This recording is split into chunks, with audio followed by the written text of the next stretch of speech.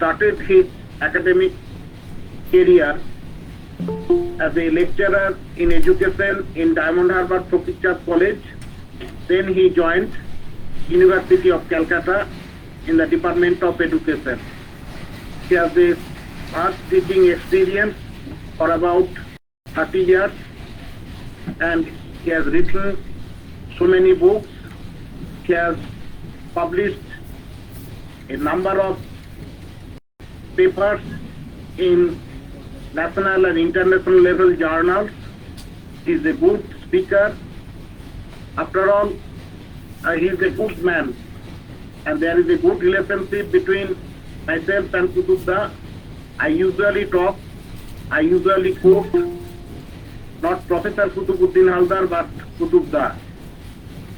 আপনাদের সকলের উদ্দেশ্যে বলছি, professor Qutbuddin Haldar, university of Calcutta, আমার দীর্ঘদিনের পরিচিত। বিভিন্ন সময়ে আমরা বিভাগের পক্ষ থেকে তার সাহায্য সহযোগিতা পেয়েছি। এনইপি 2020 নিয়ে আমরা 7 দিনের যে লেকচার সিরিজ করব ভেবেছিলাম, ইতিমধ্যে 6 দিন অতিক্রান্ত হয়ে গেছে। আজকে শেষ দিন। আজকে আমরা প্রফেসর কুতুবউদ্দিন হালদারের কাছ থেকে তার বক্তব্য শুনব, এবং ইতিমধ্যে যদি আমাদের মধ্যে প্রফেসর অরুণ হোতা যোগদান করেন, তারপরে অর্থাৎ কুতুবউদ্দিন হালদার স্যারের পরে আমরা প্রফেসর হোতার কাছ থেকেও এনইপি 2020 অ্যান্ড ল্যাঙ্গুয়েজ পলিসি নিয়েও তার বক্তব্য শুনব। আমি আশা করব আমার বিভাগের সেম 2 সেম 4 এর ছাত্রছাত্রী, আমার বিভাগের যারা প্রাক্তন ছাত্রছাত্রী, যারা রিসার্চ স্কলার, তারা সকলেই প্রফেসর হালদারের বক্তব্য থেকে সমৃদ্ধতর হবেন। আমার বিভাগের দুজন অধ্যাপক অধ্যাপিকা আছেন, ডক্টর অজিত মন্ডল এবং ডক্টর শাওলি চক্রবর্তী আচার্য। এই 7 দিনের লেকচার সিরিজটি সফল করে তোলার জন্য তারাও কার্যকর ভূমিকা পালন করেছেন, এবং আমার বিশ্বাস আজকের লেকচার আমাদের সকল ছাত্রছাত্রী, আমাদের যারা ফ্যাকাল্টি উপস্থিত আছেন বিভিন্ন কলেজের পক্ষ থেকে, তারাও এটা শুনে উপকৃত হবেন, ভালো লাগবে। Professor Haldar, please. শুভ সন্ধ্যা। অভিজিৎ বাবু আমার সম্পর্কে অনেক বেশি বলেছেন। আমি যতটা অভিজিৎ বাবু বললেন ঠিক ততটা নই। যাই হোক, অভিজিৎ আমরা পরস্পর খুব বন্ধু, এবং অভিজিৎও আমার খুব মানে শ্রদ্ধা ও স্নেহ দুটোই আর কি। অ্যাকচুয়ালি ওর নলেজ, একাডেমিক দিকটা অনেক ফাস্ট।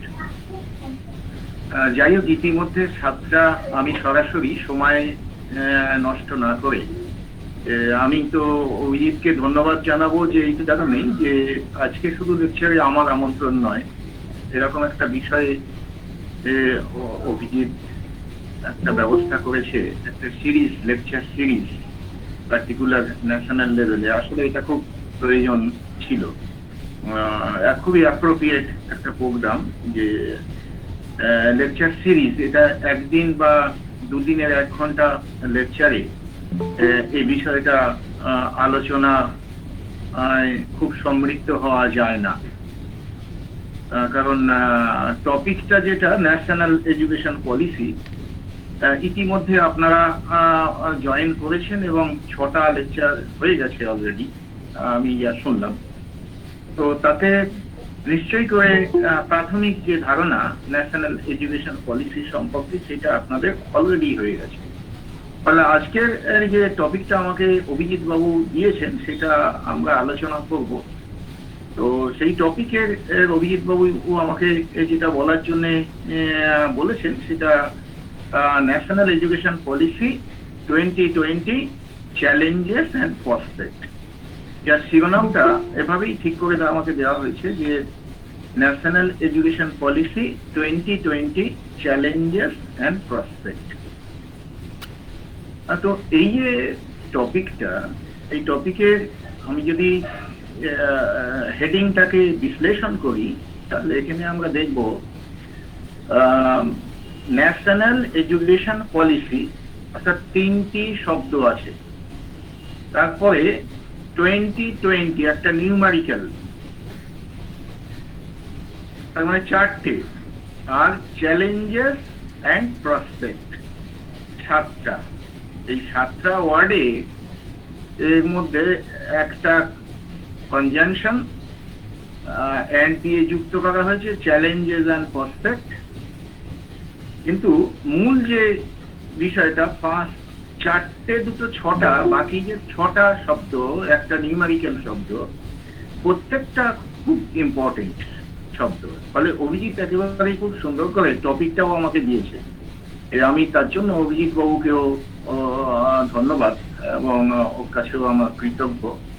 এবং এই কলেজের যারা অধ্যাপক অধ্যাপিকারা আছেন তারাও এই যে একসঙ্গে সমবেত হয়ে কর্মসূচিটা পালন করছেন বিভাগে, এবং বিশ্ববিদ্যালয়ে অনুমোদন দিয়েছেন, বিশ্ববিদ্যালয়েও এই আয়োজন করেছেন। ফলে আমি বিভাগের সকল অধ্যাপক এবং যারা অধ্যাপিকা আছেন ও বিশ্ববিদ্যালয়ের যারা সংশ্লিষ্ট ও প্রশাসনিক ভাবে যুক্ত আছেন, যারা উদ্যোক্তা, তাদের সকলের কাছে আমি কৃতজ্ঞতা প্রকাশ করছি।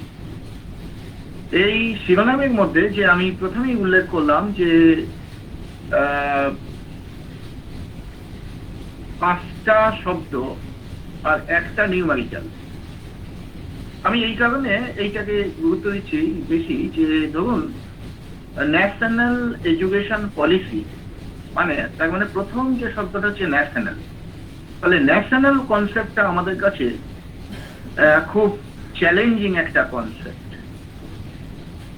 এই কনসেপ্টটা আজকের দিনে শুধু চ্যালেঞ্জিং নয়, এটা অনেক আগে থেকেই এই আমাদের কাছে খুব চ্যালেঞ্জিং শব্দ। নেশন শব্দটা, নেশন থেকে ন্যাশনাল। নেশন শব্দটা ইউরোপিয়ান শব্দ, আমরা সকলে জানি, এবং গুরুদেব রবীন্দ্রনাথও এই নেশন শব্দটার অর্থ ও কি হবে এই নিয়ে অনেকবার ব্যাখ্যা করেছেন এবং আলোচনা করেছেন সেই সময়কার। নেশন বললে সাধারণভাবে বোঝানো হয়ে থাকে নেশন শব্দের বাংলা কি হবে, এটাও খুব কঠিন। আমরা সাধারণত নেশন জাতি বলি এবং সেই অর্থে বাংলা করি জাতীয় শব্দটা, ন্যাশনাল যখন বলছি জাতীয়। আর এডুকেশন শিক্ষা আমরা বাংলায় বলছি, আর পলিসি হচ্ছে নীতি বা কৌশল। এটা 3টে শব্দ একসঙ্গে করলে অর্থাৎ জাতীয় শিক্ষার নীতি, এই 3টে শব্দই বাংলা এবং ইংরেজিতে যাই বলি না কেন খুব ইম্পর্টেন্ট শব্দ। এই নেশন শব্দের প্রথম যেটা আমরা, নেশন ইউরোপীয় শব্দ, অ্যাকচুয়ালি ইউরোপিয়ান কনসেপ্ট। একটা ছোট ছোট জাতি গোষ্ঠী যাদের খাবার, পোশাক পরিচ্ছদ, বিলিফ সিস্টেম একরকম, এরকম একটা অংশকে, গোষ্ঠীকে, যারা একটা ভৌগোলিক সীমারেখার মধ্যে অবস্থান করে, তাদেরকে আমরা জাতি বলি। এবারে এই যে আমাদের ন্যাশনাল এডুকেশন পলিসি, তাহলে জাতি বললে তাহলে একটা নির্দিষ্ট নিয়মে যখন তাদের পোশাক পরিচ্ছদ, খাবার, রুচি এবং ওয়ে অফ লিভিং একই রকম ভাবে যখন চলে, তাদেরকে আমরা জাতি বলছি। এই অর্থে নেশন, একেবারে আবিধানিক অর্থ যদি বলি। ভারতবর্ষে এই নেশন শব্দটাও খুব কঠিন বলা আমাদের দেশে, কারণ আমাদের দেশে সেই অর্থে নেশন বলতে, যা অনেক আগে থেকেই এই প্রশ্নটা এসেছিল। আপনারা রবীন্দ্রনাথের লেখা নেশন বলে একটা প্রবন্ধ আছে, সেখানেও দেখবেন যে নেশন শব্দটা কি। যাই হোক, সেটা আলোচনা করলে সেটা আরেকদিন সময় লাগবে, ফলে সেটা একদিনেরও বিষয় নয়, আপনারাও পরিষ্কার। কিন্তু আমি সহজভাবে এটা বলতে চাইছি যে ভারতবর্ষের ক্ষেত্রে নেশন বলতে কিন্তু সেটা বোঝায় না। এবং আমাদের সংবিধান, কনস্টিটিউশনের মধ্যে যেটা আছে, Bharat, India, that is Bharat, আমাদের সংবিধানের একেবারে 1 নম্বর অনুচ্ছেদে সেটাকে ইন্ডিয়া শব্দটা এবং তার সঙ্গে যে ইন্ডিয়ান টেরিটরিজ ও কতগুলো স্টেটের কথা বলা আছে ওই 1 নম্বর ধারায় একেবারে ভারতীয় সংবিধান। ফলে ভারতবর্ষের ক্ষেত্রে এই নেশন শব্দটা ঠিক সেই অর্থে অন্য ক্ষেত্রে নেশন বলতে যা বোঝায়, ইউরোপিয়ান কান্ট্রিগুলোতে নেশন বলতে যা বোঝায়, আমাদের দেশে তা না। যদিও বর্তমানে ইউরোপিয়ান কান্ট্রিগুলোর মধ্যে এক একটা নেশনের মধ্যে আবার অনেকগুলো বহু জাতি সম্মিলিত হয়েছে।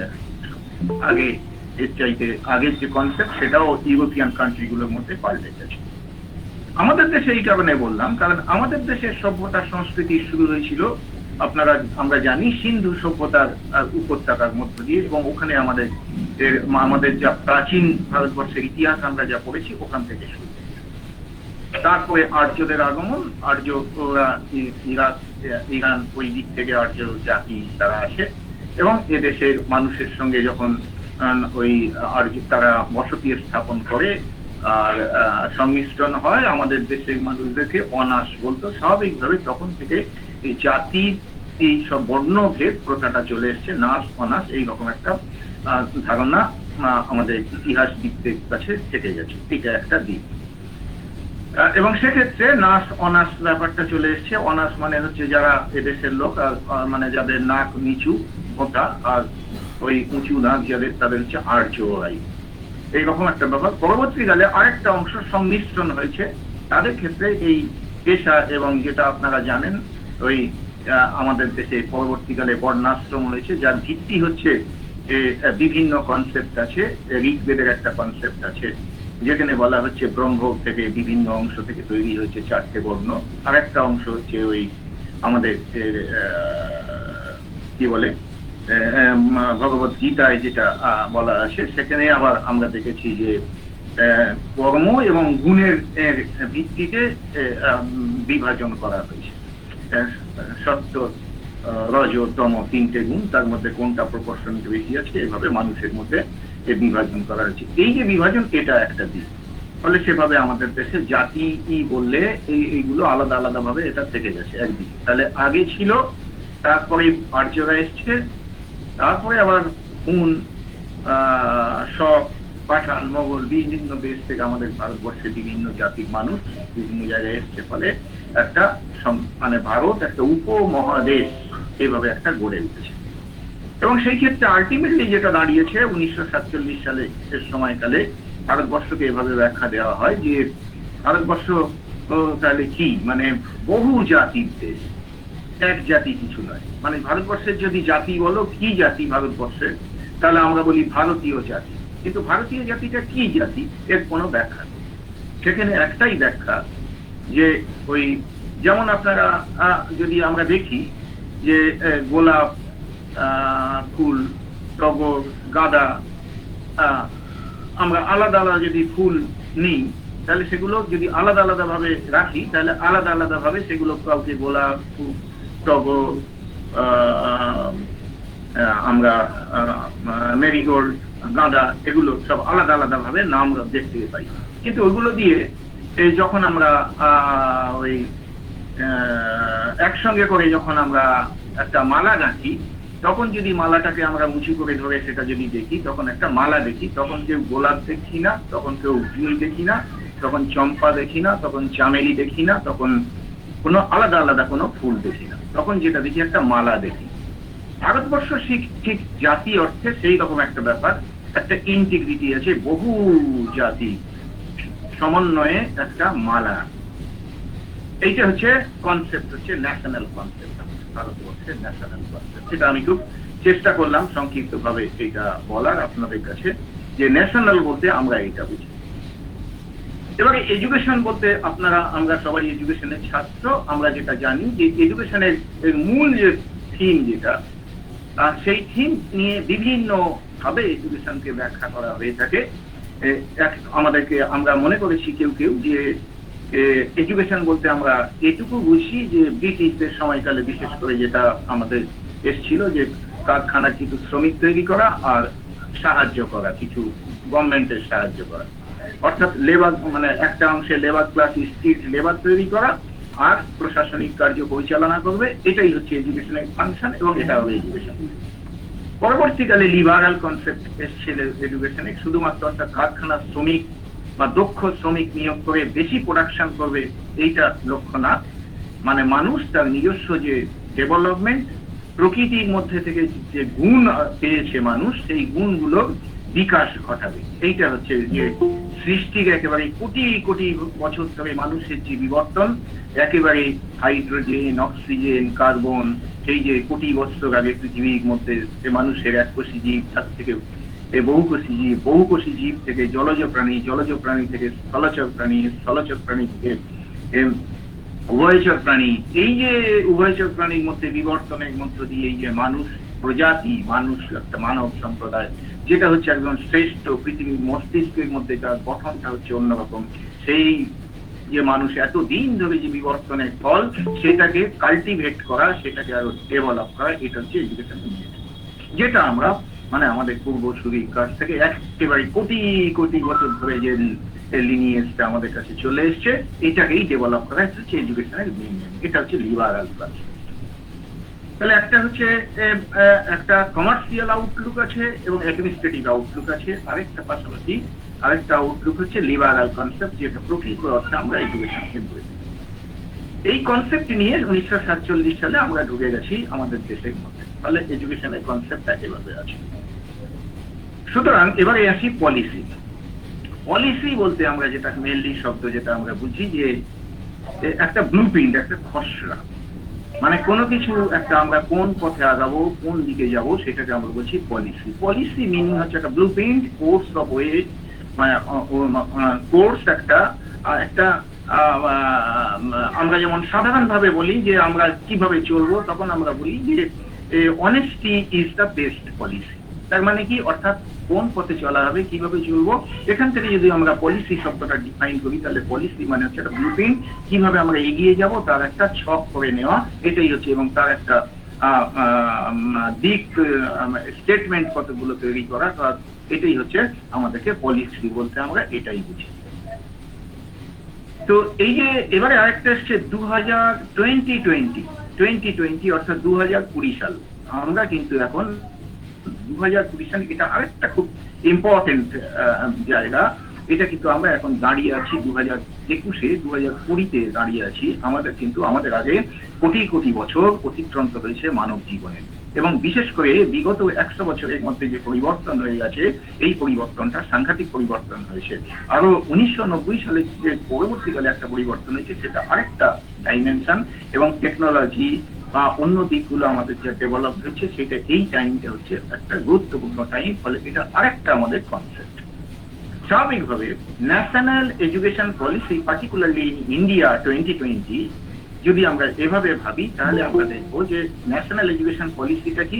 তাহলে একটা বহু জাতির দেশে, এই যে এতগুলো আমাদের ভারতবর্ষে জাতিগোষ্ঠী রয়েছে, এতগুলো জাতিগোষ্ঠী মানে ধর্মীয় জাতিগোষ্ঠী রয়েছে, ভাষাগত দিক দিয়ে জাতিগোষ্ঠী রয়েছে, বিশ্বাসের দিক দিয়ে জাতিগোষ্ঠী রয়েছে, এই যে বহু জাতিগোষ্ঠীর মানুষ রয়েছে, তাদের নিজস্ব যে দিকটা, তাদের সংস্কৃতি, তার যে বিকাশের যে দিকটা, সেটাকে ডেভেলপ করা, এবং তার জন্য আমাদের মতন একটা দেশ, যে দেশের মধ্যে একটা বিশাল জনসংখ্যা, প্রায় 130 কোটি উপরে যে জনসংখ্যা, এই জনসংখ্যার মানুষের শিক্ষার মধ্যে, যাদের মধ্যে একটা প্রায় 30-35 কোটি মানুষজন রয়েছেন যারা এডুকেশনের মধ্যে অন্তর্ভুক্ত, এডুকেশন সেক্টরে কাজ করছে।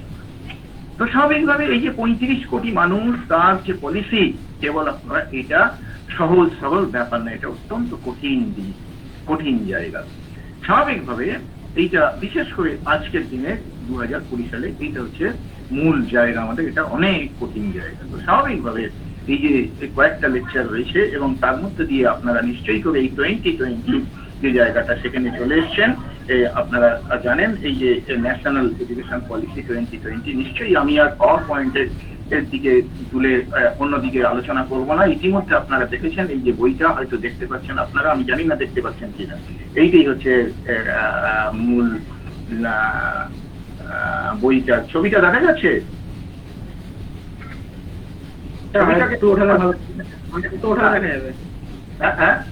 আরেকটু ওঠালে, হ্যাঁ এবার ঠিক আছে। হ্যাঁ, তো এই যে বইটা আপনারা দেখছেন, এই বইটা হচ্ছে এই একটা ডকুমেন্ট, এটা বই না, এটা হচ্ছে একটা ডকুমেন্ট, গভর্নমেন্ট ডকুমেন্ট। এই ডকুমেন্টটা আপনাদের কাছে হয়তো আছে, ওয়েবসাইটে আছে, দেখবেন 68 পাতার একটা ডকুমেন্ট।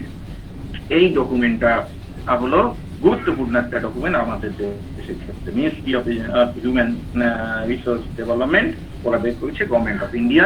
এইটা 2020 সালে যখন বেরোলো, এইটা একটা আমাদের কাছে খুব গুরুত্বপূর্ণ ডকুমেন্ট। এই ডকুমেন্টের মধ্যে দেখবেন 4টে পার্ট আছে, একটা ইন্ট্রোডাকশন আছে, আর এছাড়া ইন্ট্রোডাকশন ছাড়া 4টে পার্ট আছে। মোট প্রায় 68 পাতার মতন বইটা।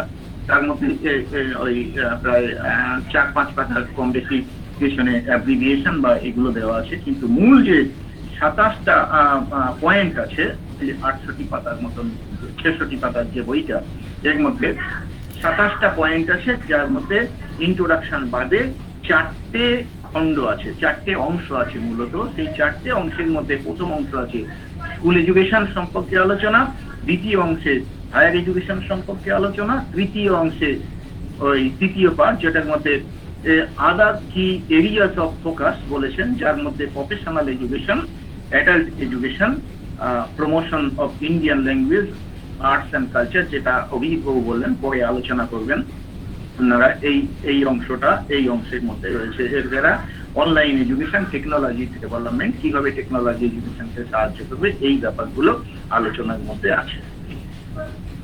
আর শেষের অংশের মধ্যে রয়েছে যে অ্যাডমিনিস্ট্রেশন কি করে চলবে, সেন্ট্রাল অ্যাডভাইজারি বোর্ডের সম্পর্কে, বোর্ডটাকে কি করে স্ট্রেনথেন করা হবে, সেটা কি করে শক্তিশালী করা হবে আরো সেন্ট্রাল বডিকে, সেই সম্পর্কে বলা হয়েছে। ফিনান্স কি হবে সেটা বলা হয়েছে, এবং কিভাবে ইমপ্লিমেন্টেশন হবে, এই 3টে বিষয় লাস্ট পার্টের মধ্যে, যেটার হেডিং দেওয়া হয়েছে মেকিং ইট হ্যাপেন।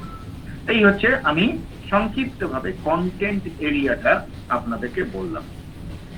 তো এই আমি সংক্ষিপ্তভাবে আপনাদের কাছে উপস্থাপন করলাম যে এই মানে ডকুমেন্ট যেটা, এই ডকুমেন্টের এই 4টে অংশ, 4টে অংশের মধ্যে একটা হচ্ছে ইন্ট্রোডাকশন, এছাড়া 4টে অংশ যার মধ্যে স্কুল এডুকেশন আছে, হায়ার এডুকেশন আছে, এবং এছাড়া অন্য আরো বিষয় যার মধ্যে প্রফেশনাল এডুকেশন। প্রফেশনাল এডুকেশনের মধ্যে 3টে বিষয় প্রফেশনকে এখানে বিশেষ করে আলোচনা করা হয়েছে এই ডকুমেন্টের মধ্যে। সেটা হলো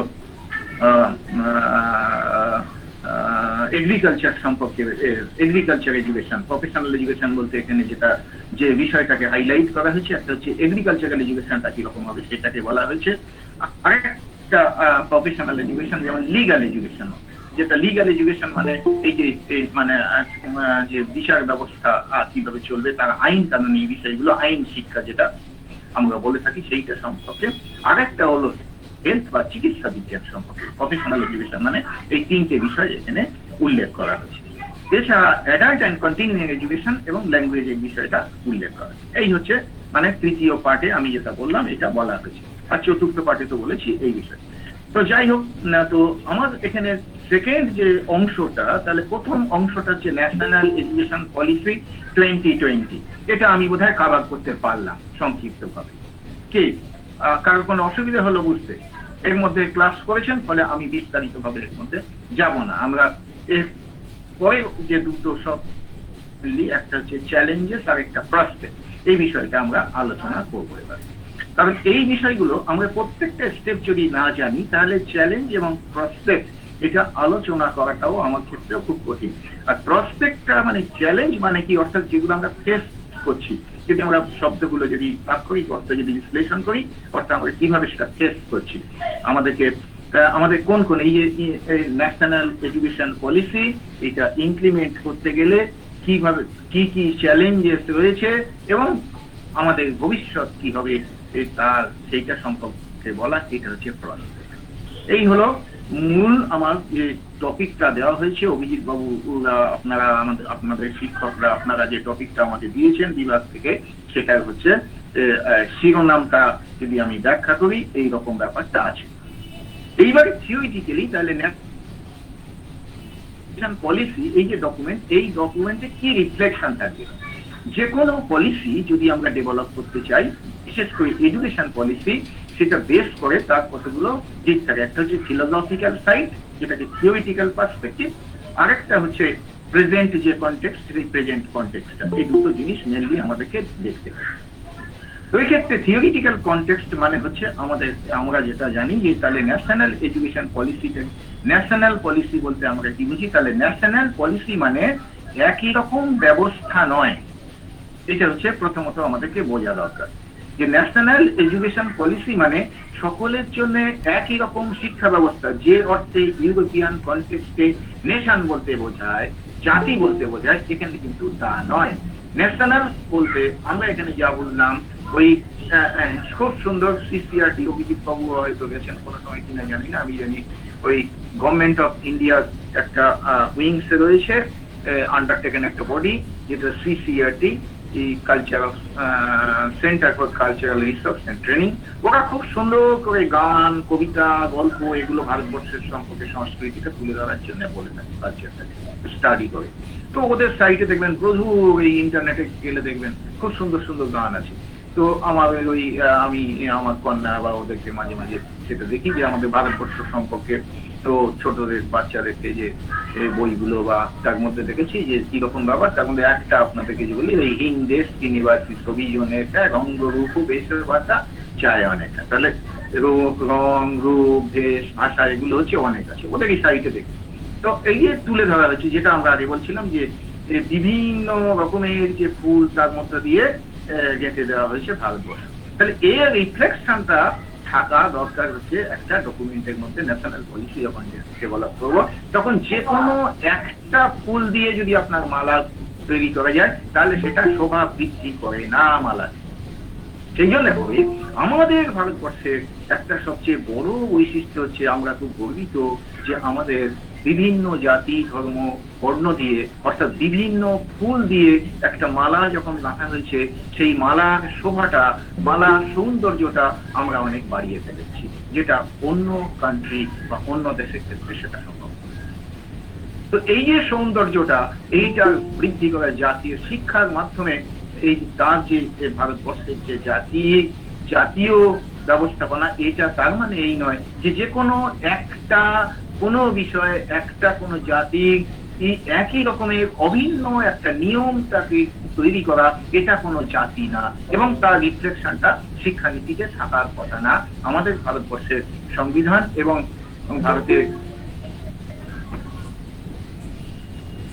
ভারতের সংবিধান এবং আমাদের এই মানে জাতীয় শিক্ষা নীতি যখন গঠন করা হবে, তার মূল বক্তব্যে সেটা থাকা উচিত। সেকেন্ড আরেকটা দিক আমাদেরকে দেখা দরকার, আমাদের এই 2020 অর্থাৎ বিশ্বে শিক্ষার ক্ষেত্রে কোন দৃষ্টিভঙ্গিতে, কোন অ্যাপ্রোচে এবং কোন পজিশনে আমরা রয়েছি, এবং তার সঙ্গে আমরা যে শিক্ষার যে পলিসি বা যে নীতিগুলো নিচ্ছি, সেটা খাপ খায় কিনা, না আমরা পিছিয়ে আছি, এইটা হচ্ছে আমাদেরকে দেখা দরকার। সেই পার্সপেক্টিভে আমাদের এই যে জাতীয় শিক্ষানীতি, এই শিক্ষানীতির চ্যালেঞ্জেস এবং প্রসপেক্টটা বিচার বিবেচনা করা দরকার। তো আমি জানি না এর মধ্যে আপনারা কতগুলো হয়েছে, সে আলোচনায় নিশ্চয়ই আপনারা সমৃদ্ধ হয়েছেন এবং যেটা জানেন। আমি এখানে কয়েকটা দিক, মানে এইটা সম্ভব না সবটা ধরে ধরে সমস্ত কিছু আলোচনা করা এবং তার চ্যালেঞ্জ এবং প্রসপেক্ট। নিজে মনে হয়েছে যেটা, যে আমরা তাহলে এইটা দেখতে পারি যে ফিলোসফিক্যাল যে দিকটা, সেটা কি এই রিফ্লেকশনের মধ্যে আছে না নেই। এটা আপনাদের কাছে কোশ্চেনটা দিলাম, আপনারাও পরে দরকার হলে ডিসকাশনের সময় আলোচনা করবেন। আমরা আলোচনা করবো, আমি বেশিক্ষণ সময় বরঞ্চ নেব না, কোশ্চেন আনসার হলে। তবে ইতিমধ্যে আপনারা মানে অনেক জেনেছেন এবং প্রত্যেকটা বিষয় ধরে ধরে আপনারা শিখেছেন, ফলে আমি বিস্তারিত ভাবে সেই জায়গাটায় আসবো না, কারণ এর মধ্যে সেটা রিপিটেশন আসবে, সেই ফলে আমি সেই জায়গাটায় আসছি না। তো মূল যে জায়গাটা, তাহলে একটা জিনিস হচ্ছে, আমি এর মধ্যে বলেছি যে ন্যাশনাল এডুকেশন পলিসি 2020, তার কনসেপ্টটা বললাম যে কিভাবে কি থাকা উচিত, এবং আমাদের ন্যাশনাল যে 2020-তে যেটা আছে সেটা কিরকম আছে। 1947 সালের পরে আপনারা জানেন যে প্রথম আমাদের দেশে ন্যাশনাল পলিসি গ্রহণ করা হয়েছিল, তো 1968 সালে, এবং সেই পলিসিটা নেওয়া হয়েছিল কোঠারি কমিশনের রিপোর্টের ভিত্তিতে। খুব ছোট্ট করে পলিসি ডকুমেন্টটা খুব ছোট ছিল, কিন্তু ন্যাশনাল কোঠারি কমিশনের রিপোর্টটা মানে একেবারে 1000 পাতার উপরে পলিসি ছিল। স্বাভাবিকভাবে সেই কোঠারি কমিশনের রিপোর্টের ভিত্তিতে 68 সালে আমাদের দেশে প্রথম জাতীয় স্তরে শিক্ষা নেওয়া হয়েছে। সেখানে অভিন্ন কোনো ব্যবস্থা নেই, কিন্তু একটা প্যাটার্ন এই কথা বলা হয়েছে, ন্যাশনাল এডুকেশন প্যাটার্ন। ফার্স্ট আমাদের দেশে ওই কোঠারি কমিশন একটা যে কারণ তৎকালীন সময়ে এক একটা জায়গায় এক এক রকমের প্যাটার্ন ছিল, সেই প্যাটার্নটা স্ট্রাকচারাল প্যাটার্ন একই রকম হবে, এইটা একটা দরকার ছিল। এবং সেটা 1968 সালে সেই প্যাটার্নের কথা বলা হয়েছিল, যেটা আপনারা জানেন, যার মধ্যে আমরা আজকের দিনে দাঁড়িয়ে আছি 10+2+3+K, 10+2+3+2। এই তো আমরা এই স্ট্রাকচারাল প্যাটার্নে আছি তো এডুকেশনে প্যাটার্ন, আমরা এই জায়গাটায় আমরা আছি। এইটা ছিল 86 এর পলিসিতেও ওই প্যাটার্নটা রাখা হয়েছে, এই প্যাটার্নটা চেঞ্জ করা হয়েছে। 2020-তে এসে আমরা এই প্যাটার্নটা চেঞ্জ করার কথা ভাবলাম, ভেবে আমরা এসেছি। এখান থেকে আমরা কতগুলো চ্যালেঞ্জের জায়গা আমরা পেয়ে যাব, খুঁজে পাবো।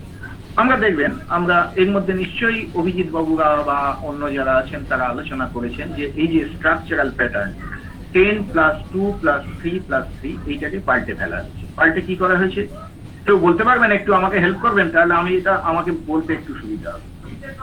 5+3+3+2। হ্যাঁ, 5+3+3+2। এইবারে আসুন, এখানে 5+3+ এই যখন করা হচ্ছে, তার মানে কি আমাদের যেটা ফর্মাল এডুকেশন সিস্টেমের মধ্যে এটা কিসের উপরে বেস করে, মানে এই ডকুমেন্টের মধ্যে যেটা বলা হয়েছে যে পেডাগজি এবং কারিকুলাম, অর্থাৎ কেমন ভাবে পড়ানো হবে এবং কি পড়ানো হবে, এই বিষয়ের উপরে ভিত্তি করে এই স্ট্রাকচারালটা প্যাটার্নটা চেঞ্জ করার কথা ডকুমেন্টের মধ্যে বলা হয়েছে। এইটা হচ্ছে মূল জায়গা। তাহলে আমাদের ছিল যেটা, সেটা ছিল 6 বছর বয়স থেকে বা 5 বছরের পর থেকে শিশু ক্লাস 1-এ ভর্তি হতো, 14 বছর বয়স পর্যন্ত ক্লাস 8 পর্যন্ত পড়তো, এবং যেটা right of children to free and compulsory education act হয়েছে 2009-এ, সেই অনুযায়ী এটাকে ইউনিভার্সাল এবং এটা শিশু অধিকারের মধ্যে চলে এসছে এখন।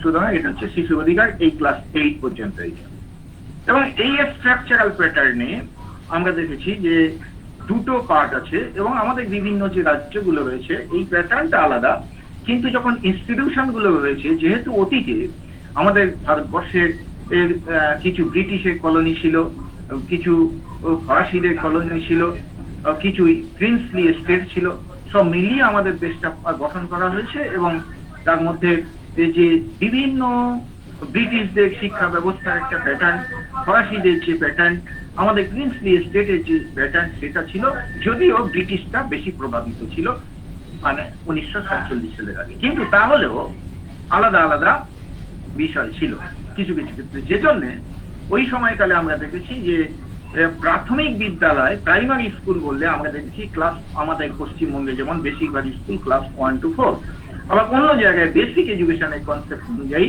ক্লাস 1 to 5, গান্ধীজি বুনিয়াদী শিক্ষা পরিকল্পনা, সেখানে ক্লাস 1 to 5 স্কুল আছে। কোথাও কোথাও আবার ক্লাস 1 to 8 আছে, যেমন ত্রিপুরাতে ক্লাস 1 to 8 একটা মেজর অংশ ক্লাসে 1 to 8 স্কুল রয়ে গেছে। কোথাও কোথাও ক্লাস 1 to 5 স্কুল আছে ত্রিপুরাতে ম্যাক্সিমাম। আমাদের রাজ্যেও আছে, দেখবেন কোথাও ক্লাস 1 to 4, কোথাও ক্লাস 1 to 5, কোথাও ক্লাস 1 to 8, এরকম ভাবে স্কুল আছে। এইটা কোথাও আবার এই যে শেষের দিকে যে 3 বছর 5, 6, 7, 8, এটা আবার হাই স্কুলের সঙ্গে সেকেন্ডারি এডুকেশনের সঙ্গে যুক্ত হয়েছে, এবং সেটাকে হাই স্কুল সেকেন্ডারি এই স্কুল এভাবে নামকরণ আছে। এবং সেই অনুযায়ী ক্লাস 5 to 10 এভাবে স্কুল আছে, কোথাও 5 to class 12 এই স্কুল আছে আমাদের। প্রেজেন্ট স্ট্রাকচার এটা আমাদের পশ্চিমবঙ্গে যেমন অন্য ভারতবর্ষের অন্য রাজ্যগুলোতে প্রায় এইরকম স্ট্রাকচারটা আছে। এখন তবে এই স্ট্রাকচারটা যদি পাল্টে ফেলা যায়, তাহলে আমাদের কি চ্যালেঞ্জ আসতে পারে? চ্যালেঞ্জ আসতে পারে এইটা যে এই যে প্রাথমিক স্তরের যেটা আমরা ওই 8+2+2 অর্থাৎ 8 বছরের যে এলিমেন্টারি এডুকেশন, তার মধ্যে প্রথম যে 4 বছর যে প্রাইমারি স্কুলে ছিল, এই প্রাইমারি স্কুলের প্রথম 3 বছর ক্লাস 1 to 3 এইটা যুক্ত হয়ে যাবে early childhood care and education এর সঙ্গে। অর্থাৎ এখনকার সময়কালে যে অঙ্গনওয়াড়ি প্রকল্প রয়েছে, এই অঙ্গনওয়াড়ি প্রকল্পের সঙ্গে এই 3টে বছর যুক্ত হয়ে যাবে। তাহলে এখানে আমাদের একটা চ্যালেঞ্জ ফেস করতে হবে যে কিভাবে এইটাকে ইমপ্লিমেন্ট হবে, সেই চ্যালেঞ্জিং একটা ফেস আমাদেরকে আসবে, যেটা আমরা কিভাবে চালাবো। এই ডকুমেন্টে যেভাবে নিয়ে আসছে সেটা আমাদেরকে ভাবা দরকার। এইটা একটা দিক আমার নিজের মনে হয়েছে যে এটা একটা চ্যালেঞ্জিং জায়গা, যে আমরা কিভাবে এটা আমাদের স্কুলগুলোকে আসবে। সেক্ষেত্রে কিন্তু এই ডকুমেন্টের মধ্যে এটা স্ট্রাকচারাল প্যাটার্ন বলছেন বা কিছু, কিন্তু স্কুলগুলো কিভাবে এটা চলবে সেক্ষেত্রে ইমপ্লিমেন্টেশনের কথা যেটা বলা হয়েছে, যেটা একেবারে শেষের দিকে আপনারা দেখবেন ইমপ্লিমেন্টেশনের, ওই যে আমি যেটা আপনাদেরকে বললাম যে 27 নাম্বার পয়েন্ট, যেটা একেবারে লাস্ট পয়েন্ট, সেই 27 নাম্বার পয়েন্টে ইমপ্লিমেন্টেশন আছে। সেখানে ওই কতগুলো central government, state government, central গভর্নমেন্টের কতগুলো এজেন্সির নাম দেওয়া আছে, যেমন ইউজিসি বলুন, এনসিআরটি বলুন, বা এনসিআরটি, এনসিটি, কেব, CAB, central advisory board of education, এদেরকে কি করে শক্তিশালী করা যাবে এবং এরা কিভাবে কারিকুলাম তৈরি করবে, কিভাবে এই সব কথাবার্তাগুলো বলা আছে। কিন্তু এই যে প্যাটার্নটা কি করে এই যে চেঞ্জ হবে, এই ব্যাপারগুলো না। এবং তারপরে বলা হয়েছে যে এডুকেশন হচ্ছে একটা কনকারেন্ট লিস্ট, সুতরাং এই কনকারেন্ট লিস্ট এবং স্টেট গভর্নমেন্টও এই ব্যাপারটাকে কনসার্ন বিষয়গুলো নিয়ে আলোচনা করবেন। এই যে ফ্রেম আছে, ফ্রেমের মধ্যে সেটা ইমপ্লিমেন্ট হবে। এই হচ্ছে এইভাবে ওই ডকুমেন্টের মধ্যে এইভাবে বলা আছে। তো আমার নিজের মনে হয়েছে যে এখানে একটা আমাদের চ্যালেঞ্জিং ফেস আছে স্কুল এডুকেশনের ক্ষেত্রে, নাম্বার 1। তারপরে আমাদেরকে চ্যালেঞ্জিং ফেস হচ্ছে একেবারে এই যে এলিমেন্টারি এডুকেশন শুধু নয়, প্রি প্রাইমারি স্টেজ থেকে আমাদের যে 3 ল্যাঙ্গুয়েজের ফর্মুলা, যেটা কোঠারি কমিশনে আমরা সবাই এডুকেশনের ছাত্র এবং শিক্ষক যারা আছি আমরা সকলে জানি যে 64-এর যে 66-এর যে রিপোর্ট, তার মধ্যে কোঠারি কমিশন, যেটা আমাদের কাছে বেদ বলা হয়, তো এর মধ্যেই আমার এডুকেশনের ছাত্রছাত্রীদের কাছে তো তার যে ডকুমেন্ট, তাতে 3 ল্যাঙ্গুয়েজ ফর্মুলার কথা কিভাবে ইমপ্লিমেন্ট হবে এবং কোন ক্লাস থেকে সেটা বলা ছিল। এখন এইটা কিন্তু একেবারে ক্লাস 1 থেকে চলে এসছে। 3 ল্যাঙ্গুয়েজ, 3টে ভাষা ক্লাস 1 থেকে শেখানো হবে। এখন এইটা আমার কাছে মনে হয়েছে যে এটা একটা আমাদেরকে ফেস করতে হবে, এটা আমাদের ছাত্র সন্তান সন্ততিদের কাছে একটা চ্যালেঞ্জ। অনেকের ক্ষেত্রে এটা হয়তো চ্যালেঞ্জ হবে না, কারণ আমরা যারা কলকাতাতে চলে এসেছি, আমি গ্রামে থাকতাম, আমি খুব ফ্র্যাঙ্কলি আপনাদের সঙ্গে খুব আলোচনা করছি। আমরা যেভাবে বড় হয়েছি, আমাদের সন্তান সন্ততি তা না কলকাতায় চলে এসেছি, কিন্তু তো আমাদের যারা নেবারার প্রতিবেশী, আমার গ্রামে যারা আছেন বা শহরে স্লাম এরিয়াতে রয়েছেন, বা এমনকি স্লাম এরিয়া কেন, কলোনিতে বা অন্য কমপ্লেক্সের মধ্যে, সকলের অবস্থা একরকম না এবং সবটা পরিবেশ একরকম না। এডুকেশনের ক্ষেত্রে আমরা যদি একেবারে মূল জায়গাটা যদি ধরি, আমরা যদি আমাদের শিক্ষার যে মেন যে ফোকাস যদি ধরি, যে কগনিটিভ ডেভেলপমেন্ট, কোনেটিভ ডেভেলপমেন্ট এবং এফেক্টিভ ডোমেনগুলোর ডেভেলপমেন্ট, এটা যদি আমাদের মূল ফোকাস হয় আমরা এডুকেশনের ছাত্রছাত্রীরা, তাহলে এই 3টে ল্যাঙ্গুয়েজ শেখানোর মধ্যে কিভাবে এই ডোমেনগুলো আমরা 3টে ল্যাঙ্গুয়েজ শিখিয়ে একসঙ্গে করে করবো। আমার সন্তানের ক্ষেত্রে হয়তো অসুবিধা হবে না। আমি দেখেছি আমার নিজের কন্যা ক্লাস 6-এ পড়ে, ক্লাস 1-এ তখন সম্ভব হয়নি, মানে আমাদের ক্ষেত্রেও। আমরা নিজেরা যখন পড়েছি, আমরাও প্রাথমিক বিদ্যালয়ে যখন পড়েছি, তখন আমাদের সিলেবাসের মধ্যে আমাকে 4টে ল্যাঙ্গুয়েজ পড়তে হয়েছে, কিন্তু আমি ইংরেজি পড়েছি, বাংলা পড়েছি, আরবি পড়েছি, সংস্কৃত তখন সাবজেক্ট ছিল, সেটাও আমাদেরকে দেওয়া হয়েছিল। কিন্তু আলটিমেটলি কোনো ভাষা শিক্ষা আমার শেখা হয়নি। আমি খুব আপনাদের কাছে ফ্র্যাঙ্কলি বললাম, আমি বিশ্ববিদ্যালয়ের অধ্যাপক, আমার প্রায় 26 বছর বয়স হয়েছে। আমি যা শিখেছি মাস্টার্স ডিগ্রির পরে ল্যাঙ্গুয়েজ শিখেছি, আফটার মাস্টার্স। যদি ইংরেজি বলুন বা অন্য যে কোনো ভাষা বলুন, অ্যারাবিক বলুন বা অন্য, সেটা কিন্তু আফটার মাস্টার্স। আমরা কেউ রামমোহন নই, বা আমাদের প্রথম শিক্ষামন্ত্রী ছিলেন আবুল কালাম আজাদ এবং তাদের মতো সেই ফেসিলিটি আমাদের সকলে ছিল। এবারে ধরো আমরা এসেছি, এবারে আমরা আসার পরে আমাদের পরের জেনারেশন, আমাদের সন্তান সন্ততিরা এরা অ্যাডপ্ট করেছে এবং টেকনোলজি যেভাবে ডেভেলপ করেছে, আমাদের কাছে মোবাইল এসছে, কম্পিউটার এসছে, টেকনোলজি এসছে, আমরা ফটাফট করে কিছু বাংলা ইংরেজি কিছু গান, কিছু কবিতা, কিছু গল্প, উপন্যাস, অ্যাডভার্টাইজমেন্ট সব দেখে আমরা কিছু কিছু শব্দ বা অক্ষরগুলো চিনছি। বাংলা, ইংরেজি, হিন্দি ইত্যাদি তিনটে ভাষা হয়তো আমরা কিছু কিছু পাচ্ছি, আমাদের সন্তান সন্ততিরা হয়তো কিছু কিছু জায়গায় এগুলো করতে পারে। কিন্তু দেখবেন আমাদের মেজর অংশ ছেলেমেয়েরা স্কুলে যারা, তারা কি অবস্থায় আছে, এইটা একটা চ্যালেঞ্জিং। সুতরাং এই এর মধ্যে কিন্তু আমাদেরকে ডকুমেন্টের মধ্যে কিন্তু এটা 3 ল্যাঙ্গুয়েজ ফর্মুলার কথা বলা হয়েছে, এবং এটা ক্লাস 1 থেকেই একেবারে স্টার্টিং, একবার শুরু থেকেই প্রাথমিক বিদ্যালয়ের শুরু থেকেই এটা স্টার্টিং এর কথা বলা হয়েছে। তাহলে এটা আমার কাছে একটা চ্যালেঞ্জিং মনে হয়েছে, এটা আমাদেরকে ফেস করতে হয়। স্কুল এডুকেশনের ক্ষেত্রে কারিকুলামের ক্ষেত্রে এই ব্যাপার। সেকেন্ড হচ্ছে আমি এই কারণে বললাম যে আমাদের দেশের স্ট্যাটিস্টিক্স যা বলে 50 সালে আমরা সংবিধানের মধ্যে 14 বছর বয়স পর্যন্ত সমস্ত শিশুর শিক্ষাকে অবৈতনিক বাধ্যতামূলক করবো বলেছিলাম, আমরা পারলাম না। 2002 সালে আমাদের সংবিধান সংশোধন করে আমাদেরকে নিয়ে আসতে হলো যে এটাকে ফান্ডামেন্টাল রাইটের মধ্যে নিয়ে আসা। তাহলে 50 বছর সময় লাগলো শুধুমাত্র আমাদেরকে। কি হলো, হঠাৎ করে চেঞ্জ হয়ে গেল কেন? শোনা যাচ্ছে? শোনা যাচ্ছে? ও মানে চেঞ্জ হয়ে গেছিল, আমি দেখলাম কি হঠাৎ করে, মানে যে জন্য আমি বললাম যে হয়তো আমার কথা শোনা যাচ্ছে। হ্যাঁ হ্যাঁ শোনা যাচ্ছে। তো আমি বলতে চাইছিলাম যে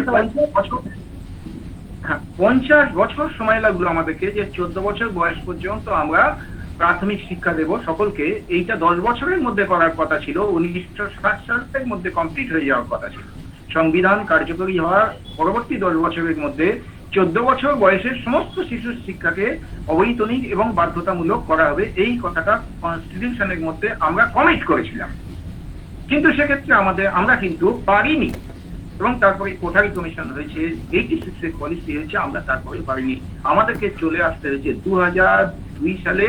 আমরা তারপরে বললাম যে না, ওটাকে যতক্ষণ না পর্যন্ত ফান্ডামেন্টাল রাইটের মধ্যে যাবে ততক্ষণ। এবং এই নিয়ে আমাদেরকে শুধুমাত্র ওই 45 নম্বর অনুচ্ছেদ থেকে 21 এ ধারায় নিয়ে আসতে 50 বছর সময় লাগে।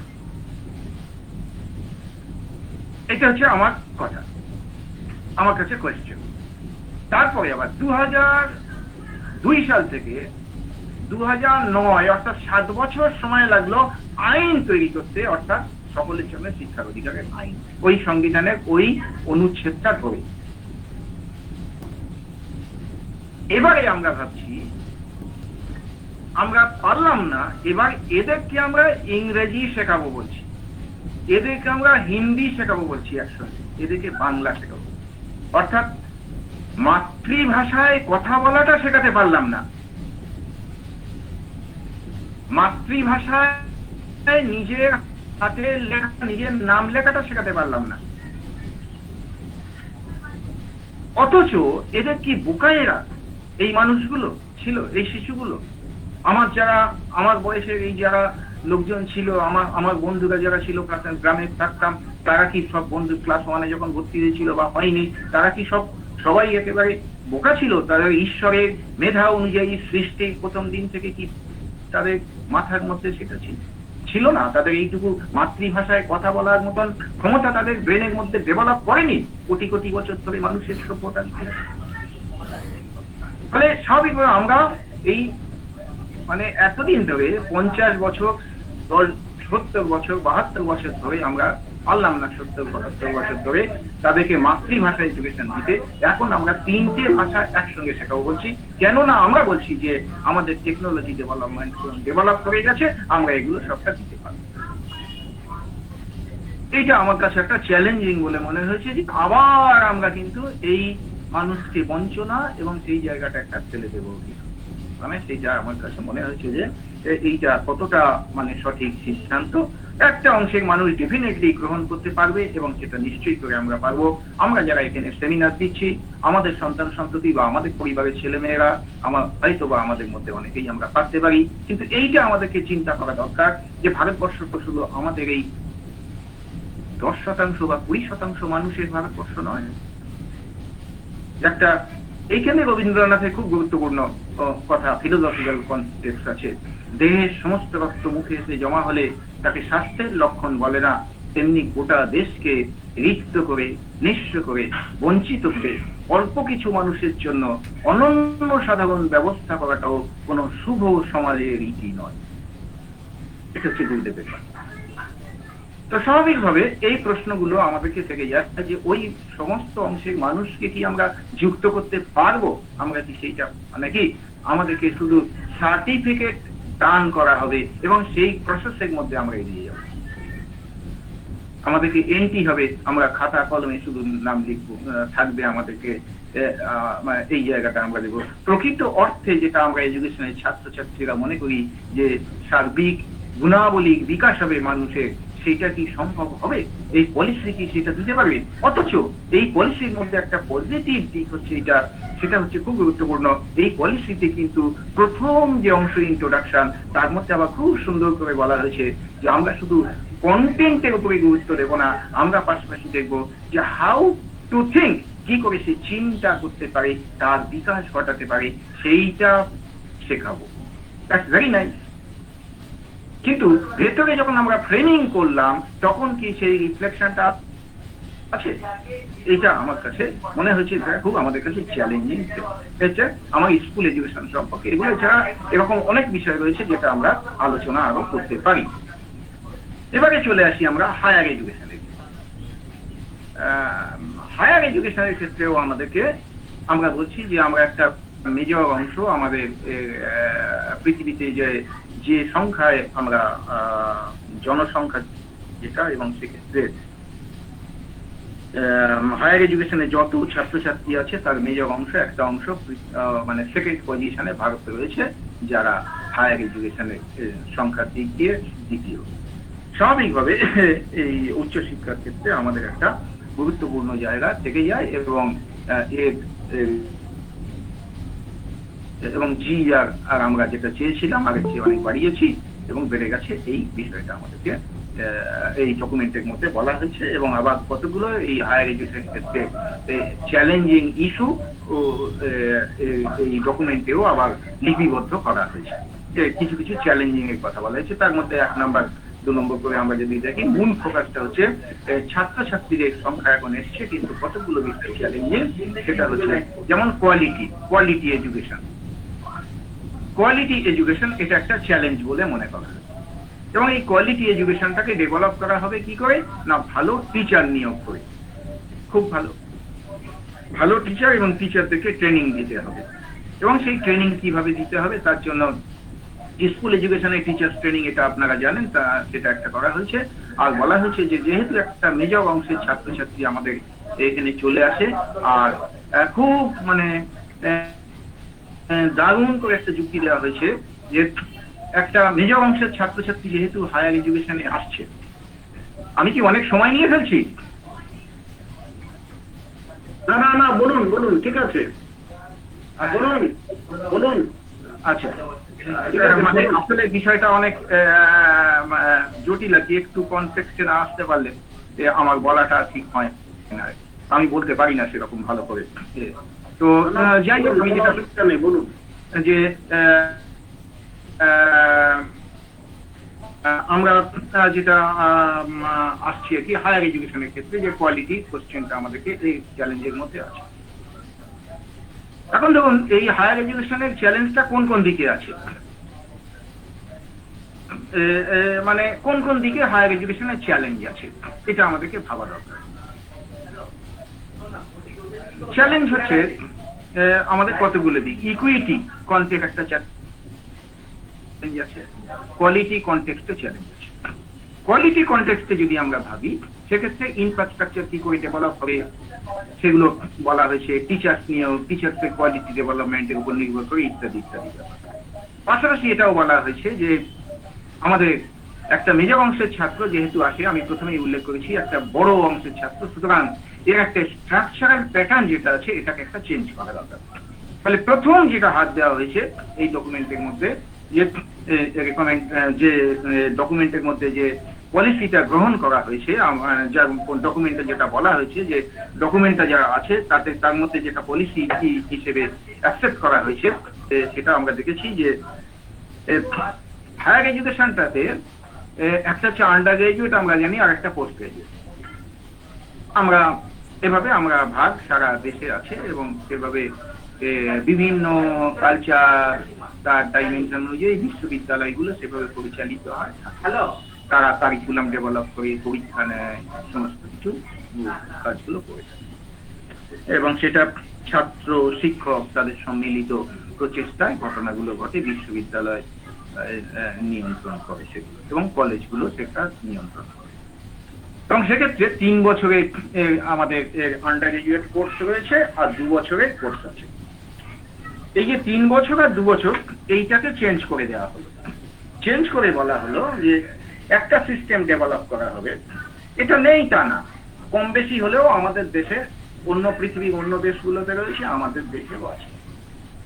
যেমন হচ্ছে আমাদের এই স্ট্রাকচারাল প্যাটার্নের মধ্যে, ওখানে যেমন আমরা দেখেছিলাম যে স্ট্রাকচারাল প্যাটার্নের মধ্যে চেঞ্জ, সিসি সঙ্গে কিভাবে মার্চ হবে 3 বছর প্রাইমারি এডুকেশন সেক্টর। এখানেও দেখবেন, এখানে একটা বলা হয়েছে যে 1 বছরের একটা ডিপ্লোমা সার্টিফিকেট দেওয়া হবে, 1 বছরের একটা কোর্স হবে, সার্টিফিকেট কোর্স হবে, 2 বছরের ডিপ্লোমা হবে, 3 বছরের ডিগ্রি কোর্স হবে, আবার 4 বছরের ডিগ্রি কোর্স হবে, আবার 3 + 2 5 বছরের ডিগ্রি কোর্স হবে। তার মানে কত রকম হলো এডুকেশনে ছাত্র আমাদের আসবে। প্রথমত আপনি ধরুন, যদি আপনি অ্যাডমিশন নিলেন গ্র্যাজুয়েশনে, আপনি 1 বছর কমপ্লিট করে বললেন যে আর আমি কমপ্লিট করতে পারছি, সুতরাং আপনি একটা সার্টিফিকেট পাবেন। তাহলে এটা একটা হয়ে গেল, আপনি হায়ার এডুকেশনের মধ্যে ইনক্লুড হয়ে গেলেন। নাম্বার 2, আপনার 2 বছর পরে মনে হলো যে আপনি চলে যাবেন, আপনি আর পড়বেন না, 2 বছর কমপ্লিট করেছেন, বলছেন আমি আর পড়বো না, আমি এবার চাকরি করবো। সুতরাং আপনি চাকরিতে ঢুকে গেলেন, আপনি করলেন, খুবই ভালো। নাম্বার 3, আপনি বললেন না আমি আর একটু কমপ্লিট করবো, করে আমি কাজ করবো, সুতরাং আপনি 3 বছর করলেন। কেউ মনে করলো যে না, আমি এই 3 বছর করে 3 বছরের একটা ডিগ্রি সার্টিফিকেট নেবো, তারপরে আবার ভর্তি হবো, সুযোগ পেয়েছে, আবার 2 বছরের একটা কোর্সে ভর্তি হলো, যেটা এখন আছে। তাহলে সে ভর্তি হয়ে গেল, তাহলে সে 3 বছর 3 + 2 এরকম একটা ব্যবস্থার মধ্যে ঢুকে গেলাম। এরপরে আবার আমরা বললাম যে না, আমি মানে এরকম না, আমার 5 বছর সময় ওখানে চলে যাচ্ছে, সুতরাং আবার কেউ যদি আমরা মনে করি যে হায়ার সেকেন্ডারি আমি পাস করে গেলাম, ক্লাস 12 পাস, তারপরে আমি সরাসরি ফার্স্ট ইয়ারে ভর্তি হলাম, তারপরে আমার 10টা সেমেস্টার কমপ্লিট করলাম, 5 বছর কমপ্লিট করলাম, আমার হয়ে গেল, শেষ হয়ে গেল। আবার কেউ মনে করি হায়ার সেকেন্ডারি করার পরে 4 বছরের কমপ্লিট করলাম, আমার শেষ হয়ে গেল। এইভাবে ফেসিলিটেট করা হয়েছে, এবং বলা হয়েছে যে এটা ফেসিলিটেট করার প্রয়োজন আছে এই কারণে, এটা আমাদের ডকুমেন্টের মধ্যে লজিক এটা দেওয়া হয়েছে যে আমাদের দেশে একটা মেজর অংশ আছে এবং তারা কন্টিনিউ করতে পারে না, সোশিও ইকোনমিক্যাল তাদের প্রবলেম থাকে, সুতরাং তারা ভর্তি হয়ে আবার অনেকে ছেড়ে দেয়, কিন্তু 1 বছর যে পড়ার পরে তার কোনো ভ্যালু থাকে না, সুতরাং তার একটা সার্টিফিকেট দিয়ে দেওয়া, এইরকম একটা যুক্তি আছে। আবার সে কিছুদিন পরে চাকরি করতে করতে তার মনে হলো যে না, ওটা আমার কাজ করতে ভালো লাগছে না, আবার আমি ভর্তি হবো, সুতরাং আবার চলে আসলাম, এসে আবার যুক্ত হয়ে গেলাম, করে আবার ডিগ্রি নিয়ে চলে গেলাম, খুবই ভালো। এই হচ্ছে একটা আমাদেরকে এই পলিসির মধ্যে এভাবে মানে ডিজাইনের কথা বলা হয়েছে, ভবিষ্যতে এই দিকে আমরা আগাতে যাচ্ছি, এটা হচ্ছে প্রসপেক্টিভ দিক, এইভাবে আমরা আগাবো বলে আমাদের ডকুমেন্টের মধ্যে আমরা এভাবে ভাবতে চেয়েছি। এখানে প্রচুর প্রশ্ন আছে। এরপরে যেটা বলা হয়েছে যে যারা 4 বছরের কোর্স কমপ্লিট করবে তারা আবার পরবর্তীকালে পিএইচডি তে আগে ঢুকে যাবে, যদি মনে করে ফার্দার এডুকেশন করবে তাহলে চলে যাবে। আবার কেউ যদি মনে করে যে পিএইচডি করবে না, মানে 5 বছর করে পিএইচডি করবে, সেও করতে পারে, তাহলে তারাও পিএইচডি করবে, মানে চলে যাবে। মাঝখানে যে এমফিল কোর্সটা ছিল এটাকে বলা হচ্ছে এখন আর থাকবে না, এমফিলটাকে অ্যাবলিশ করে দেওয়া। এই হচ্ছে মোটামুটি হায়ার এডুকেশনের কথা বলা হলো। এইবার এর মাঝখানে যেটা বাদ গেছে আমার আরেক ধরনের গ্রুপ থাকবে হায়ার এডুকেশনের মধ্যে, যারা যেমন মেডিকেলে হায়ার সেকেন্ডারি পরে সরাসরি আপনারা মেডিকেলে ঢুকে গেলেন, মেডিকেলে যাবেন, সুতরাং মেডিকেলে। এখানে বলা হলো যে যদি কেউ টিচিং প্রফেশনে আসতে চায় তাহলে পরে সরাসরি তারা হায়ার সেকেন্ডারি পরে ওই একটা কোর্স করবে, যে কোর্সের মধ্যে একেবারে তার আর বিএড করতে লাগবে না। 4 বছরের যে কোর্স, যেটা অলরেডি আছে, আর এটা অনেক আগে কনসেপ্ট, এটা আমাদের আছে, সেরকম একটা কোর্স চালু হবে যার মধ্যে বিএড এর যে পেডাগজিক্যাল যে দিকগুলো সেগুলো থাকবে, কারণ স্কুল এডুকেশন তাতে ডেভেলপ করবে। অর্থাৎ অন্য যে মেডিকেল যে প্রফেশন, সেই প্রফেশনের মতন করে আমাদের এডুকেশনের প্রফেশনটাকে সেটাকে ভাবা হচ্ছে এবং সেভাবে দেওয়া হচ্ছে। এই হচ্ছে যুক্তি, এই লজিকের ডকুমেন্টের মধ্যে এই সমস্ত কথাবার্তাগুলো প্রচুর এরকম বিষয় আছে। কারণ এই দিকগুলো ভাবলে আমরা কত চ্যালেঞ্জ ফেস করতে হবে আমাদেরকে, এইগুলো হচ্ছে আমাদের চ্যালেঞ্জিং, যে আমরা কি সত্যি কিভাবে পারবো এবং কত ডিভিশন করে আমাদের কি এটা হবে। এবং এক্ষেত্রে আবার বলা হয়েছে যে সবটা কিন্তু আবার কন্ট্রোলিং হবে। হায়ার এডুকেশনের সেন্ট্রাল বডি একটা তৈরি করে দেওয়া হয়েছে, এদের অনুমোদন দেবে, রেকগনাইজ করবে, নিয়ম তৈরি করবে, বিভিন্ন বডি আছে নিয়ন্ত্রণ করবে, কিন্তু মেন কন্ট্রোলিংটা থাকবে আবার সেন্ট্রালে, এবং তার জন্য একটা বডি ফ্রেমের কথা হায়ার এডুকেশনে বলা হচ্ছে, তার আন্ডারে। সেই জন্য বলা হচ্ছে এদিকে আপনারা করবেন, আপনাদের স্টেক হোল্ডারদের ফেসিলিটি দেওয়া হচ্ছে।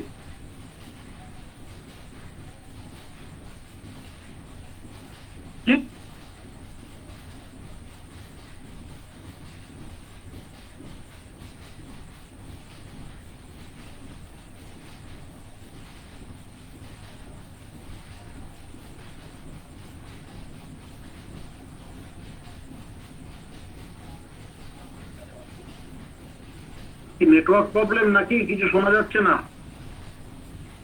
শুনতে পাচ্ছি না। শিক্ষক হিসেবে শোনা যাচ্ছে না।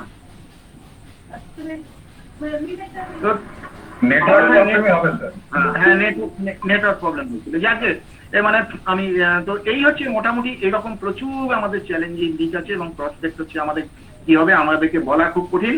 এবং প্রেজেন্ট যে সিচুয়েশনে আছি আমরা সব তো বাড়িতে অনলাইন, এবং এক্ষেত্রে অলরেডি আপনারা দেখেছেন এই যে চেঞ্জ হবে, এরপর আরো কিছু কিছু হায়ার এডুকেশনে যেমন সার্টিফিকেট, এই যে সার্টিফিকেট গুলো এবং ব্যাংক হবে, এই যে 1 বছর বলুন, 2 বছর বলুন, 3 বছর বলুন, এখানে আলাদা আলাদা ব্যাংক হবে এবং ক্রেডিট সিস্টেম, এই যে চয়েস বেসড ক্রেডিট সিস্টেম যেটা আছে এটাকে আরো মডিফাই করা হবে, আরো ডেভেলপ করা হবে, এটা বলা হলো। এবং তার জন্য একটা ব্যাংক তৈরি করা হবে, একাডেমিক যে ব্যাংক সেটা থাকবে, এবং আপনার যা ক্রেডিট করলেন সেটা ওই ব্যাংকে জমলো, তারপর আপনি বিভিন্ন জায়গায় চলে গেলেন, আবার আপনি এসে মনে করবেন পড়াশোনা করলেন কোনো একটা বিশ্ববিদ্যালয় বা কলেজে, সেই ব্যাংকে আপনি গিয়ে বললেন যে আমার যেমন ব্যাংকে টাকা থাকলে অমুক ব্যাংক থেকে অমুক ব্যাংকে ট্রান্সফার হলো, আপনাকে বললেন যে এবার আমার ক্রেডিট ট্রান্সফার অমুক বিশ্ববিদ্যালয়ে আমি পড়তাম, আগে আমি গুজরাটে ছিলাম, গুজরাটের সেই বড়োদা ইউনিভার্সিটি থেকে এখন আমি চলে এসেছি কলকাতাতে, কলকাতা বিশ্ববিদ্যালয়ে। সুতরাং ওদের ওই সার্টিফিকেটটা, ওদের ওই যে আমার যে ওখানে যে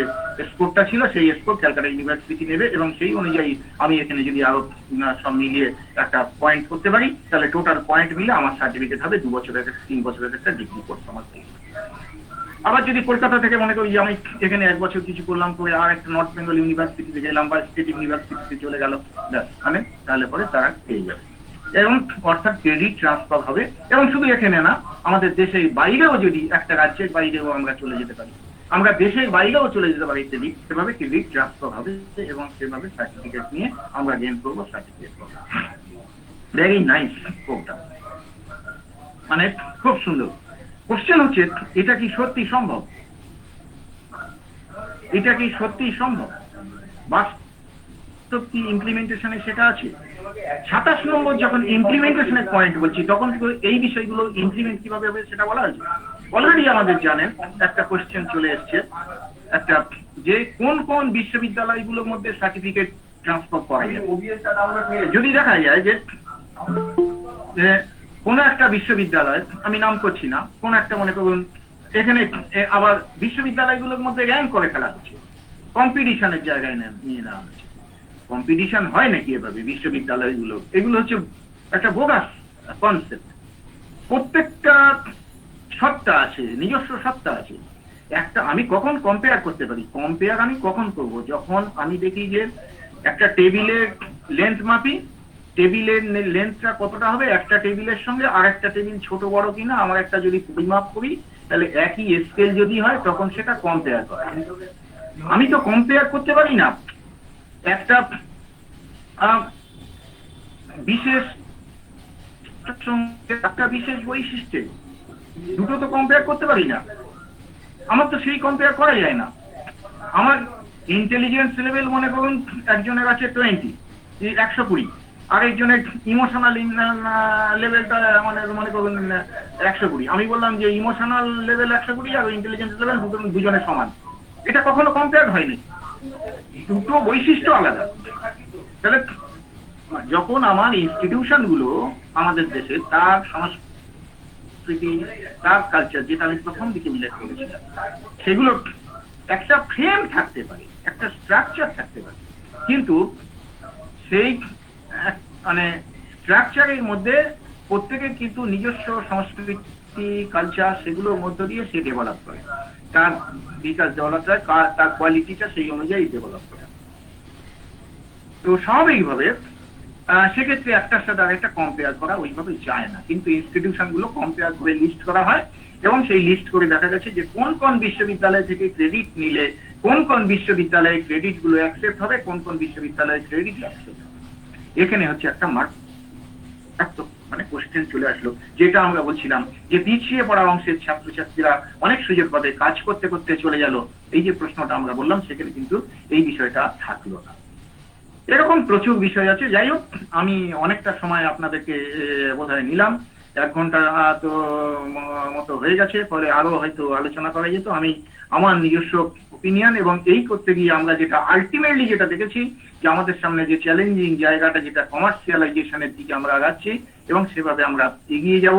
আমাদের দেশে যে টেকনোলজি, আমরা এখন ভাবছি যে অনলাইন টেকনোলজি, এখন এই কথাটা বলে আমি শেষ করবো যে অনলাইন টেকনোলজির মধ্য দিয়ে এবং ডিজিটাল যদি ডিজিটালি সকলকে যদি আমরা ডেভেলপ করতে পারি, আমাদের দেশে সব ছাত্রছাত্রীদেরকে অনেক ডেভেলপ আমরা করে যাব, এই একটা আমাদেরকে এই ডকুমেন্টের মধ্যে সেটাও বলা হয়েছে। কিন্তু এখানেই একটা বড় মানে প্রশ্ন থেকে গেছে এবং অলরেডি ইউজিসি একটা সার্কুলার দিয়েছে, দেখবেন যে আমাদেরকে 40% কোর্সের মধ্যে মাস্টার্স লেভেলে হোক আর আমাদের ডিগ্রি কোর্সে হোক, আমাদের ইউনিভার্সিটিগুলোতে যেটা বলা হয়েছে যে ব্লেন্ডেড লার্নিং এর কথা বলা হয়েছে। এই ব্লেন্ডেড লার্নিং এর কনসেপ্ট একরকম। আর তো এখানে যেটা ব্লেন্ডেড লার্নিং বলতে যে 40% আপনার অনলাইন ক্লাস করতে হবে আর 60% আপনি ওই করতে পারেন কি বলে ফেস টু ফেস লাইনে। শুনতে খুবই ভালো। আমি অনলাইন করব কোনগুলো অফলাইন করব সেটা তো একজন টিচার সে ঠিক করবে। আমি 40% কেন, আমি শিক্ষক যখন পড়াবো, আমার পড়ানোর পদ্ধতির মধ্যে টেকনিক একটা টুল হিসেবে আমি আমার এই টেকনোলজিটাকে আমি গ্রহণ করব এবং সেক্ষেত্রে আমি 40% কেন, আমি 100% করতে পারি। কোথাও কোনো সাবজেক্টের ক্ষেত্রে কোনো টপিক পড়াতে গিয়ে আমার হয়তো আদৌ লাগবে না, সেখানে আমি চক অ্যান্ড ডাস্টার ব্যবহার করেই আমি করতে পারি, ডাইরেক্ট আমি করতে পারি। এটা তো নির্ভর করবে শিক্ষকের উপরে, শিক্ষক কিভাবে পড়াবেন সেটা তার উপরে। বিশ্ববিদ্যালয় তো সিদ্ধান্ত দেবেন, শিক্ষকরাই জানবেন কিভাবে। সেক্ষেত্রে তো ওইভাবে একটা সেন্ট্রাল বডি, যেটাকে অলরেডি আমি আগেই উল্লেখ করলাম, সেখান থেকে কোর্স করা, এই সেন্ট্রালাইজড, এটা হচ্ছে একটা আমাদেরকে শিক্ষকদের যে মেধা এবং শিক্ষকের যে বিকাশ, সেইটা আমার ধারণা আগামী দিনে খুব হ্যাম্পার হবে এবং ছাত্রছাত্রীদের নিজস্ব যে বিকাশ সেটা হ্যাম্পার হবে। একজন কার্পেন্টারের কাছে মনে করুন, একজন যদি কার্পেন্টার হয়, তাহলে সে হাতুড়ি কখন ব্যবহার করবে আর কখন কোড়াত দিয়ে কাটবে সেটা তো তার উপরে। সে যখন কাঠটাকে 2 টুকরো করতে হবে কোড়াত ব্যবহার করবে, সে যখন একটা স্ক্রু টাইট দিতে হবে, একটা পেরেক দিয়ে যখন একটা জায়গার সঙ্গে একটা কাঠের সঙ্গে আরেকটা কাঠ সেট করতে হবে, তখন সে হাতুড়ি ব্যবহার করবে। তাহলে একজন কার্পেন্টার কখন হাতুড়ি ব্যবহার করবে আর কখন হচ্ছে হ্যান্ডস অফ কোড়াতটা ব্যবহার করবে, এটা তো নির্ভর করবে কার্পেন্টারের উপর। ঠিক তেমনি একজন শিক্ষক কখন সে কম্পিউটারে অনলাইনে ক্লাস নেবেন, কতটা সে পাওয়ার পয়েন্ট করবেন, কতটা সে চক ডাস্টার ব্যবহার করবেন, সেটা তো শিক্ষকই ঠিক করবেন। এবং কখন কোনটা পড়াতে গিয়ে কি, যখন ডেটা শো করবো প্রচুর, তখন আমার পাওয়ার পয়েন্ট খুবই সুবিধাজনক। যখন আমি কোনো বিষয়গুলো আমি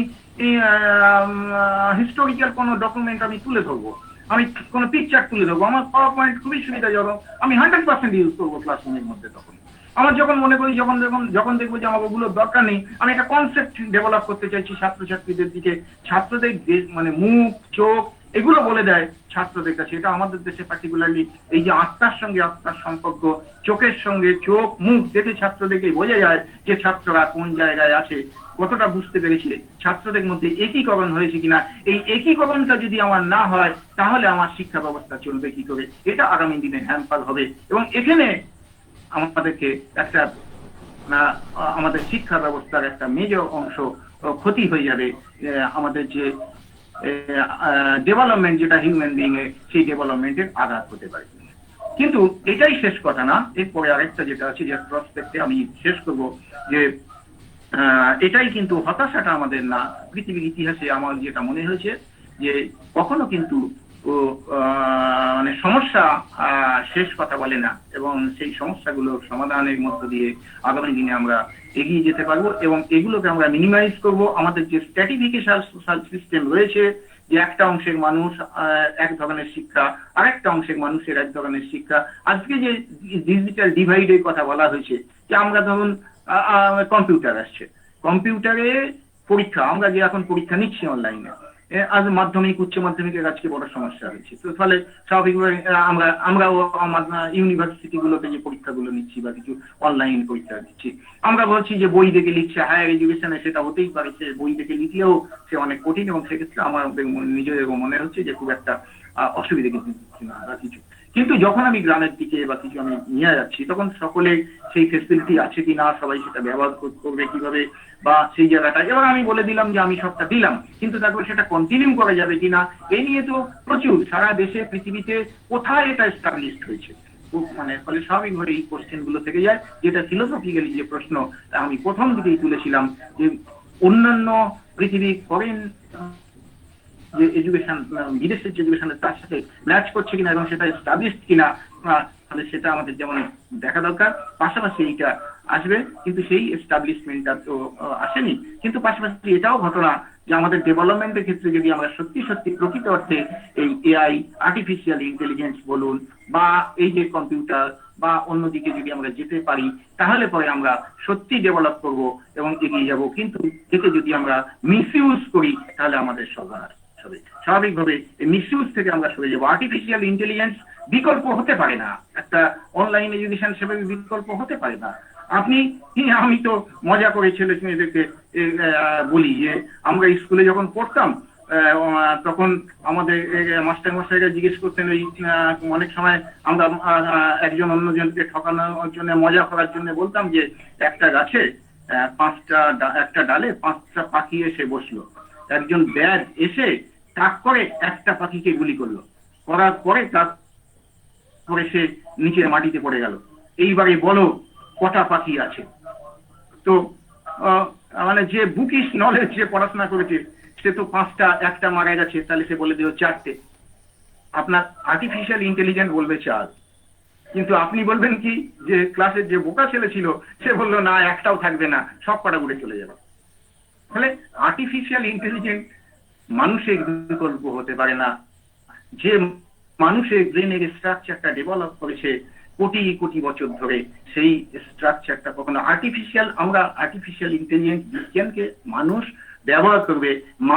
উই ম্যানিপুলেট টেকনোলজি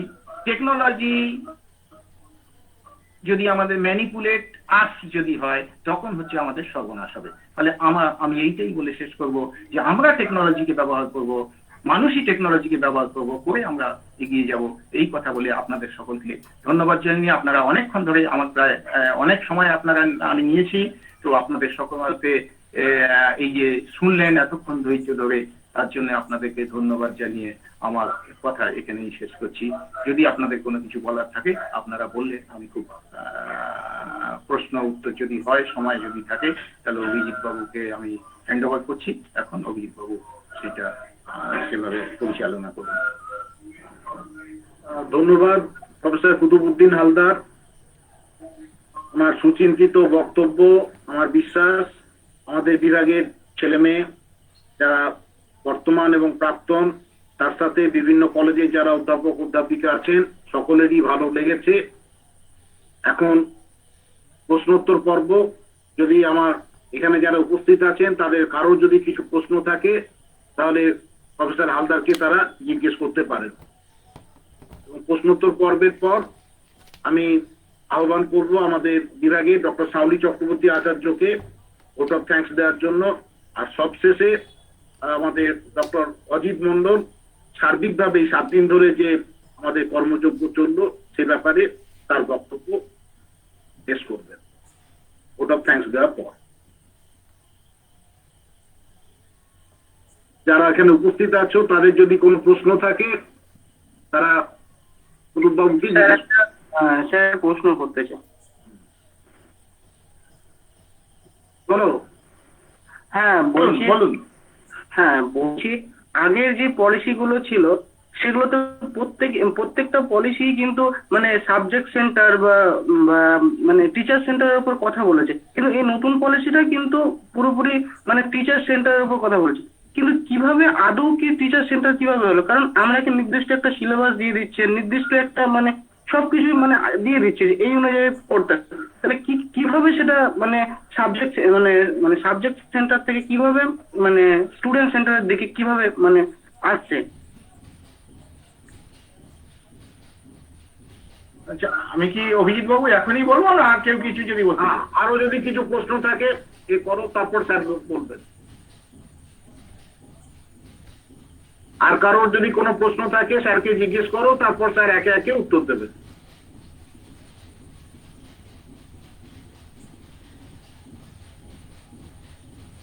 আমি আমার মনে হয় সময় নষ্ট না করে, কারণ এর মধ্যে অনেকটা সময় হয়ে যাচ্ছে, রিঙ্কু যে প্রশ্নটা করলো, অ্যাকচুয়ালি ফ্রেমিং একটা থাকতেই পারে। কারণ আমাদের যে ডেভেলপমেন্ট, যেটা আমরা ধরো তোমরা পড়েছো, রিঙ্কু বোধহয় আমাদের ছাত্র, মাস্টার্স করেছে আমাদের ডিপার্টমেন্ট। হ্যাঁ স্যার, আপনারই ছাত্র, এখনো রানিং আছে স্যার আমি। হ্যাঁ, তো যাই হোক, তো এই যে মানে সিলেবাস দিয়ে দেওয়া হয় বা কিছু, কত সিলেবাস যখন তৈরি হয় কতগুলো ডোমেন আছে। এই যে কগনিটিভ ডোমেন বললাম আমরা, কগনিটিভ এফেক্টিভ ডোমেনের কথা যে বললাম, cognitive conative affective domain human being এর, যেটা ব্লুম ট্যাক্সোনমি তোমরা পড়েছো, এখানে একটা ফ্রেমওয়ার্ক আছে এবং সেইটা ধরে ইন জেনারেল একটা করা হয়। তারপরে বিশ্ববিদ্যালয়গুলো তার উপরে ভিত্তি করে মোটামুটি ছাত্রছাত্রীদের যে বয়স এবং মেধা, তার আগে এবং পরে ছেলে মেয়েদের সেটা আগে যে সিলেবাস যে স্টেজে আছে, তোমাদের যখন মাস্টার্স লেভেলে যখন আসছো, আন্ডার গ্রাজুয়েটে কি পড়ানো হয়েছে, কোন লেভেলে আছো, সেইগুলো বিচার বিবেচনা করে ফ্রেম করা হয় এবং সেটা বিশ্ববিদ্যালয়ের হাতে আছে এবং শিক্ষকরা সেটা করে থাকে। একটা জেনারেল ফ্রেমিং থাকতেই পারে, কিন্তু একেবারে সবটা যদি একই রকম বেঁধে দেওয়া হয় সেটা হচ্ছে মারাত্মক ক্ষতি করতে পারে। এখন এই পলিসিতে ইমপ্লিমেন্টেশনের পার্টটা সবচেয়ে বড় ব্যাপার, মানে বিভিন্ন জায়গায় কন্ট্রাডিকশন আছে, কিছু কিছু ক্ষেত্রে কন্ট্রাডিকশন আছে। ফলে টিচারে বলা হয়েছে ফ্রেমওয়ার্কটা থাকতেই পারে, কিন্তু সেই ফ্রেমওয়ার্কের মধ্যে কিন্তু বলা আছে যে এবার এই ফ্রেমওয়ার্কের মধ্যে যদি আমি একটাই সিলেবাস ঢুকিয়ে দিই, দ্যাটস এ প্রবলেম। কিন্তু সেটা আশা করি সেই জায়গাটা হয়তো নাও যেতে পারে, কারণ আমাদের সংবিধান অনুযায়ী সেটা স্টেট এবং সেন্ট্রাল দুটো লিস্টের মধ্যেই আছে। যদিও স্টেট লিস্টে সেন্ট্রালের সঙ্গে যদি স্টেটের বিরোধ হয়, সেন্ট্রাল লিস্টে সেন্ট্রাল ফ্রেমটা মানতেই হবে, কিন্তু তারপরেও আমরা একই রকমের সিলেবাসটা হওয়া বাঞ্ছনীয় নয়। এটা যদি ডেভেলপমেন্টের ক্ষেত্রে বলো, সেটা একই রকমের বাঞ্ছনীয় নয়, কিন্তু ওই মূল যে কনসেপ্টটা সেই অনুযায়ী থাকতেই পারে। এই জন্য তো ডিফার করে, ইউনিভার্সিটি টু ইউনিভার্সিটি আলাদা আলাদা সিলেবাস তৈরি হয় না, তা তো না, আছেই। একই রকম সিলেবাস হতে পারে না, কারণ এখানে ডিভিশনটা কোন দিকে থাকবে, একটা স্ট্রাকচার থাকে, সেই স্ট্রাকচারের ডিফারেন্স কোথায়, যেমন ল্যাঙ্গুয়েজের ডিফারেন্স থাকতে পারে, কালচারের ডিফারেন্স থাকতে পারে, সেগুলো কিছু কিছু অ্যাড হতে পারে।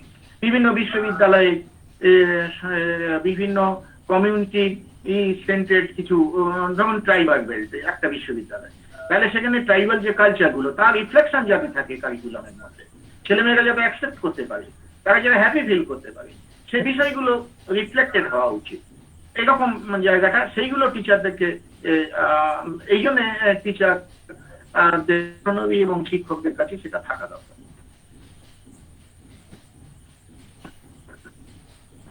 আমার একটা বিষয় জানা ছিল। বলুন বলুন। হ্যাঁ স্যার, বলছি হ্যাঁ, স্যার, depend করবে। 34 বছর পর, হ্যাঁ স্যার, 34 বছর পর একটা এডুকেশন পলিসি ভারতবর্ষে এলো।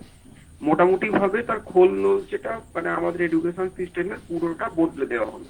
মানে আমার স্যার একটা বিষয় আপনার কাছে একটু জানার, মানে এই যে বলা হচ্ছে যে 2015 সাল থেকে অনেক বেশি মানুষের কাছে পৌঁছে অনেক একটু আলোচনা করে একটা নতুন এডুকেশন পলিসি ভারতবর্ষে ইন্ট্রোডিউস করা হলো।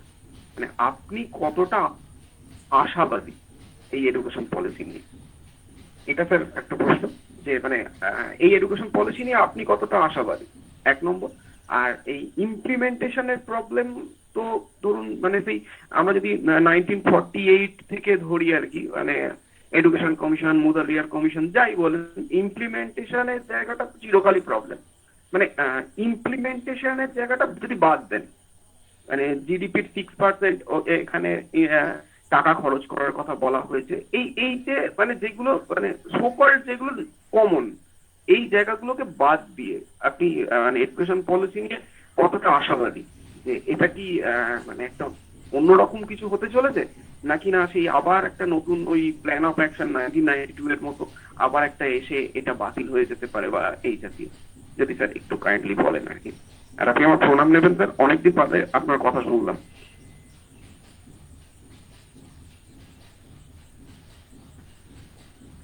আহ, দেখুন দিবেন্দুবাবু, এখন ব্যাপারটা আপনারাও খুব ভালো করে এখন আমাকে বললেন যে কতটা আশাবাদী। আশাবাদী আমি 100%। কিন্তু এই পরিস্থিতি থাকবে না কেন? কোনো কিছুই থাকে না। একটা সময় একটা ধাক্কা আসতে পারে। প্রথম কথা ব্যক্তিগতভাবে এই উত্তরটা দিলাম, সেই জায়গাটা অটোমেটিক্যালি যে নিয়ম, সেই নিয়মে পৃথিবীর ইতিহাসে এটা দেখা গেছে যে লিনিয়ার ডেভেলপমেন্ট ঘটে। কখনো হচ্ছে কখনো ওই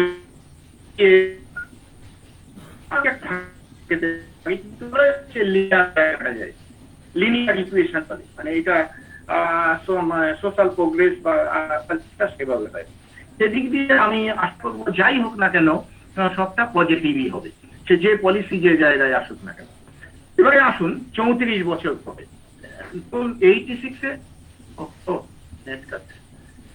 নেট কানেকশন আমার বোধ হয় 34 বললেন মানে 1986 সালের পরে 92, তারপরে ওই 90 সালে একটা রিভিউ হয়েছিল, কিন্তু 86 তারপরে ধরুন এই এখন 20-তে এসছে, আপনি বলেছেন ঠিক আছে। এখন আফটার 36 এর মাঝখানে যে অন্য গ্রহণ করা হয়নি তা, পলিসি গ্রহণে কতগুলো পদ্ধতি থাকে, পলিসি গ্রহণের ক্ষেত্রে কতগুলো পদ্ধতি থাকে। পদ্ধতি যখন পলিসি একটা কমিশন বা কমিটি, একটা কমিশন এটা ছিল অ্যাকচুয়ালি যে এডুকেশন কি করে চলবে পলিসি গুরুত্বপূর্ণ 68 পলিসি, 86 পলিসি কিন্তু কাজ নয়। একটা পলিসি নেওয়া হয়েছিল 79 সম্ভবত, ঠিক তো?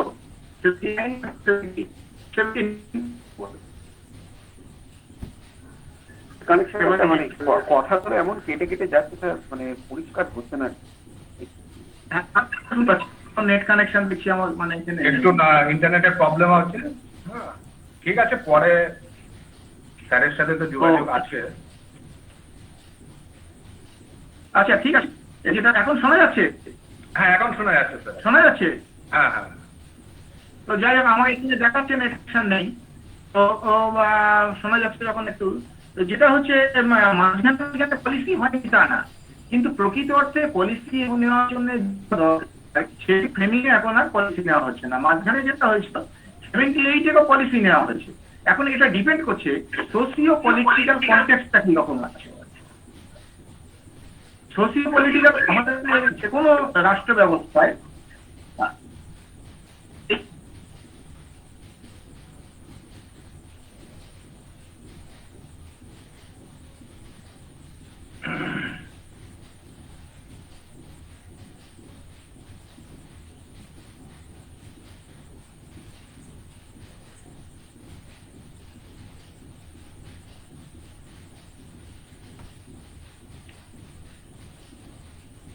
স্যার লিড করে গেছে, আমি ম্যাডামকে ভোট অফ থ্যাঙ্কস দেওয়ার জন্য অনুরোধ করছি। স্যার হয়তো কোনো কারণে এই মুহূর্তে লাস্টের সময়টুকু আমাদের সঙ্গে উপস্থিত থাকতে পারবেন না। এতক্ষণ ধরে ওনার বক্তব্য খুবই ইনফরমেটিভ ছিল এবং এত সুন্দর করে উনি একদম প্র্যাকটিক্যাল এক্সাম্পল দিয়ে উনি যেভাবে বোঝালেন, প্রকৃত অর্থেই সেটা স্টুডেন্টদের কাছে খুবই গ্রহণযোগ্য বলে মনে হয়েছে।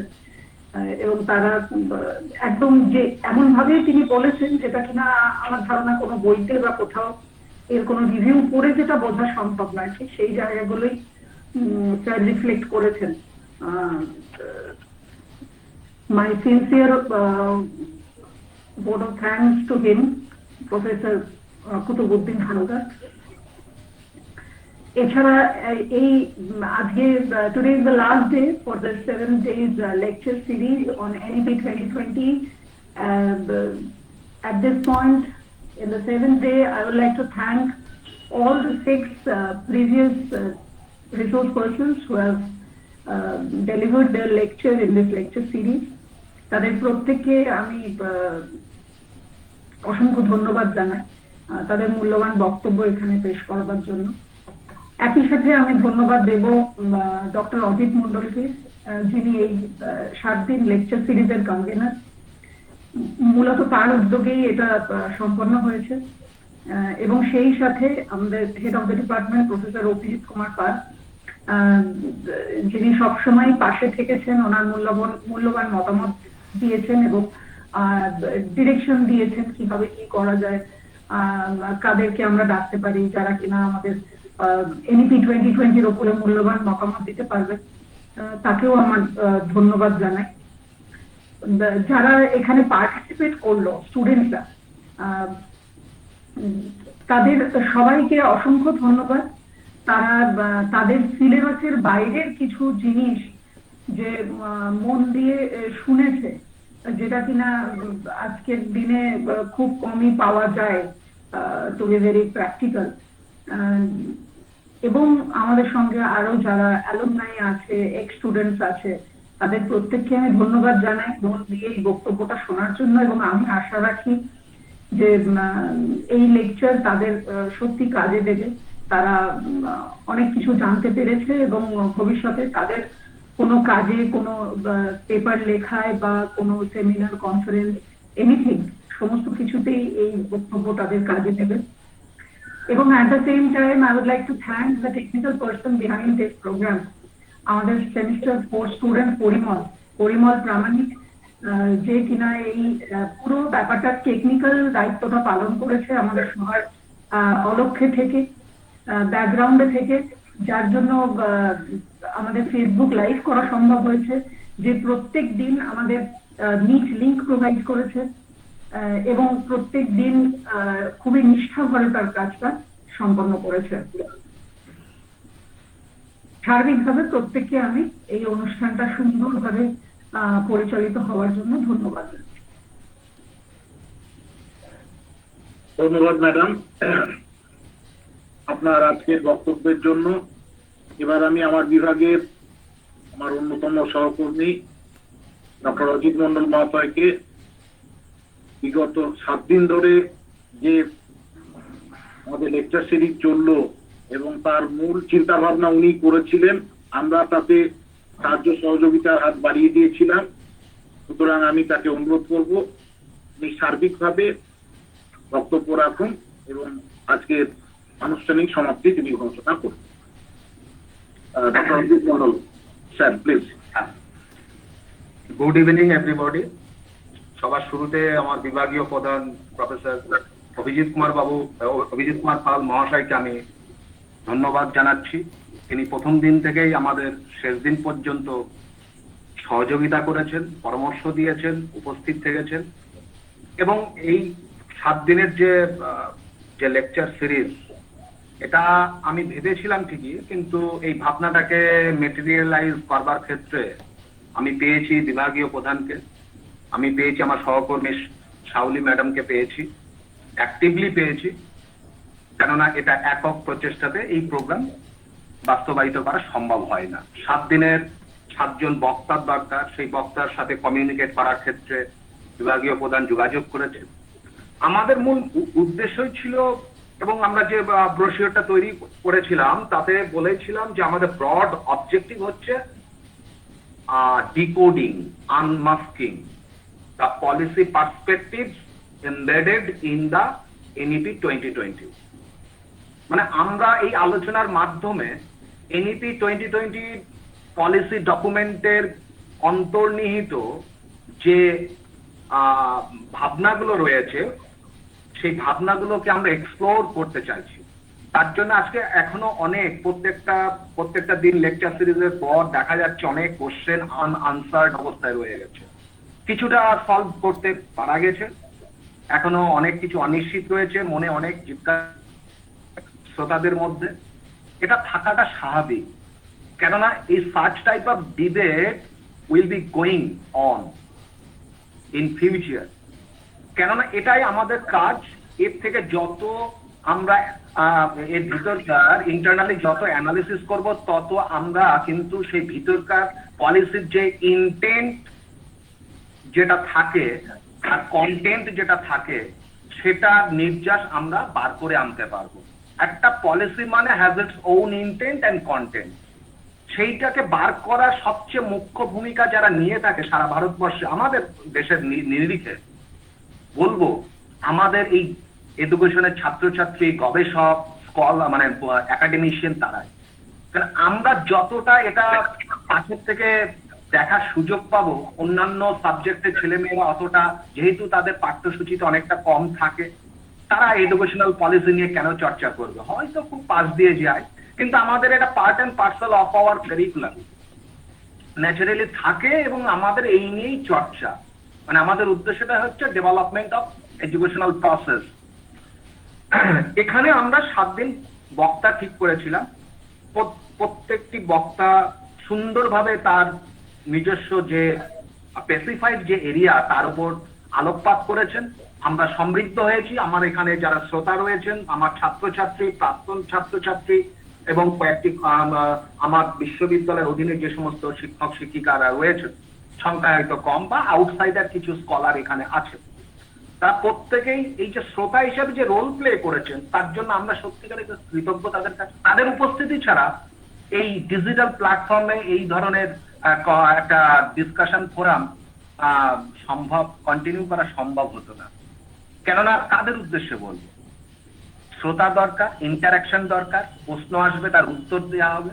তার জন্য আমরা এখানে সবার কাছেই সত্যিকারের কৃতজ্ঞ, এবং তোমাদের উদ্দেশ্যে আমরা চেয়েছিলাম যে আমার ডিপার্টমেন্টের ছাত্রছাত্রী এটা সম্পর্কে একটু জানুক, কেন তারা আগামী দিনের লিডার ইন এনি মানে ফিল্ড অফ সোসাইটি, মানে বলতে চাই এনি সোসাইটাল ফিল্ড। ন্যাচারালি তাদের জানা উচিত ভারতবর্ষ আগামী দিনে কোন দিকে যাচ্ছে, কারণ আমরা 34 বছর পরে এই এনইপি 2020 আমরা পেয়েছি। আগামী আবার 34 বছর হতে পারে আর একটা এনইপি আসছে। এই যে আগামী যে কয়েক দশক চলবে শিক্ষা ব্যবস্থা ভারতবর্ষে বেসড অন দিস এনইপি 2020, কেন আমরা এটাকে জানবো না? কেন আমরা এটাকে অ্যানালাইজ করবো না?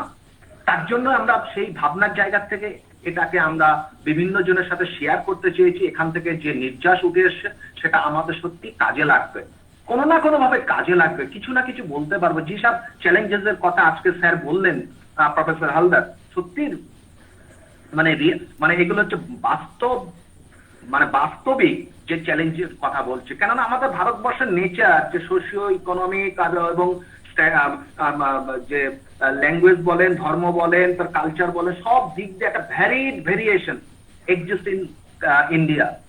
এই অবস্থাতে যেসব নীতিগুলো নেওয়া উচিত সেইগুলো আদৌ নেওয়া হয়েছে কিনা প্রোগ্রামে আছে, একটু পরে ফোন করবো। প্রথম দিন থেকে আমি যেটা শুরু করেছিলাম পলিসির ইভলিউশনটা, সেদিনও আমি একই কথা বলেছিলাম।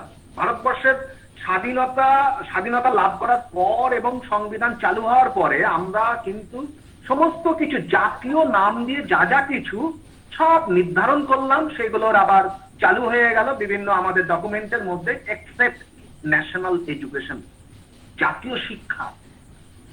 জাতীয় শিক্ষাটা কিন্তু ঠিক করা হলো না। সেই প্রথম দিন থেকে আমাদের বিভিন্ন ভারতবাসীর মধ্যে ভারতীয় বোধ, সেন্স অফ মানে ইন্ডিয়াননেস, এটাকে আমরা প্রমোট করতে পারিনি due to lack of national education system in proper time. আমাদের উচিত ছিল শুরুতে, তার রেজাল্ট আজকে আমরা পাচ্ছি। আজকে আমাদের প্রথমে আমরা কেউ ভারতীয় বলি না, আমরা বলি কি আমি তামিল, আমি উড়িয়া, আমি বাঙালি। সেই বাঙালি বোধ নিয়ে আমরা গর্ব অনুভব করি। এই যে ন্যারো ন্যাশনালিজম, যেটা কিনা টেগোর বলে গেছেন, এই নিয়ে দেশত্ববোধ জাগ্রত করা যায় না। আমাদের কেন স্বতঃস্ফূর্ত ভাবে আসছে না যে উই আর ইন্ডিয়ান, আমরা ভারতীয়? এর জন্য আমার দেশের পলিসি মেকাররা দায়ী। তারা হতে পারে, তারা অনেকে পৃথিবী ছেড়ে চলে গেছে, তারা অনেক আমাদের থেকে অনেক হাই থিঙ্কিং লেভেলে তারা বিলং করতো বা করছে এখনো। কিন্তু এটা ভাবা উচিত ছিল যে এক সপ্তাহ একটা জাতি তৈরি করতে গেলে সেটার একমাত্র পোটেন্ট টুল বলতে চাইছি, পাওয়ারফুল টুল, সেটা হচ্ছে এডুকেশন সিস্টেম। এই এডুকেশন সিস্টেমের মাধ্যমে কোনো জাতিকে মিসলিড করা যায়, কোনো জাতিকে দমিয়ে রাখা যায়। সেই এডুকেশন সিস্টেম দ্বারা যেমন জাতিকে উত্তরণ ঘটানো যায়, তেমনি আবার তার দমন করা যায়, হারিয়ে দেওয়া, মানে সভ্যতার ইতিহাস থেকে তাকে পুরো বিলুপ্ত করা যায়।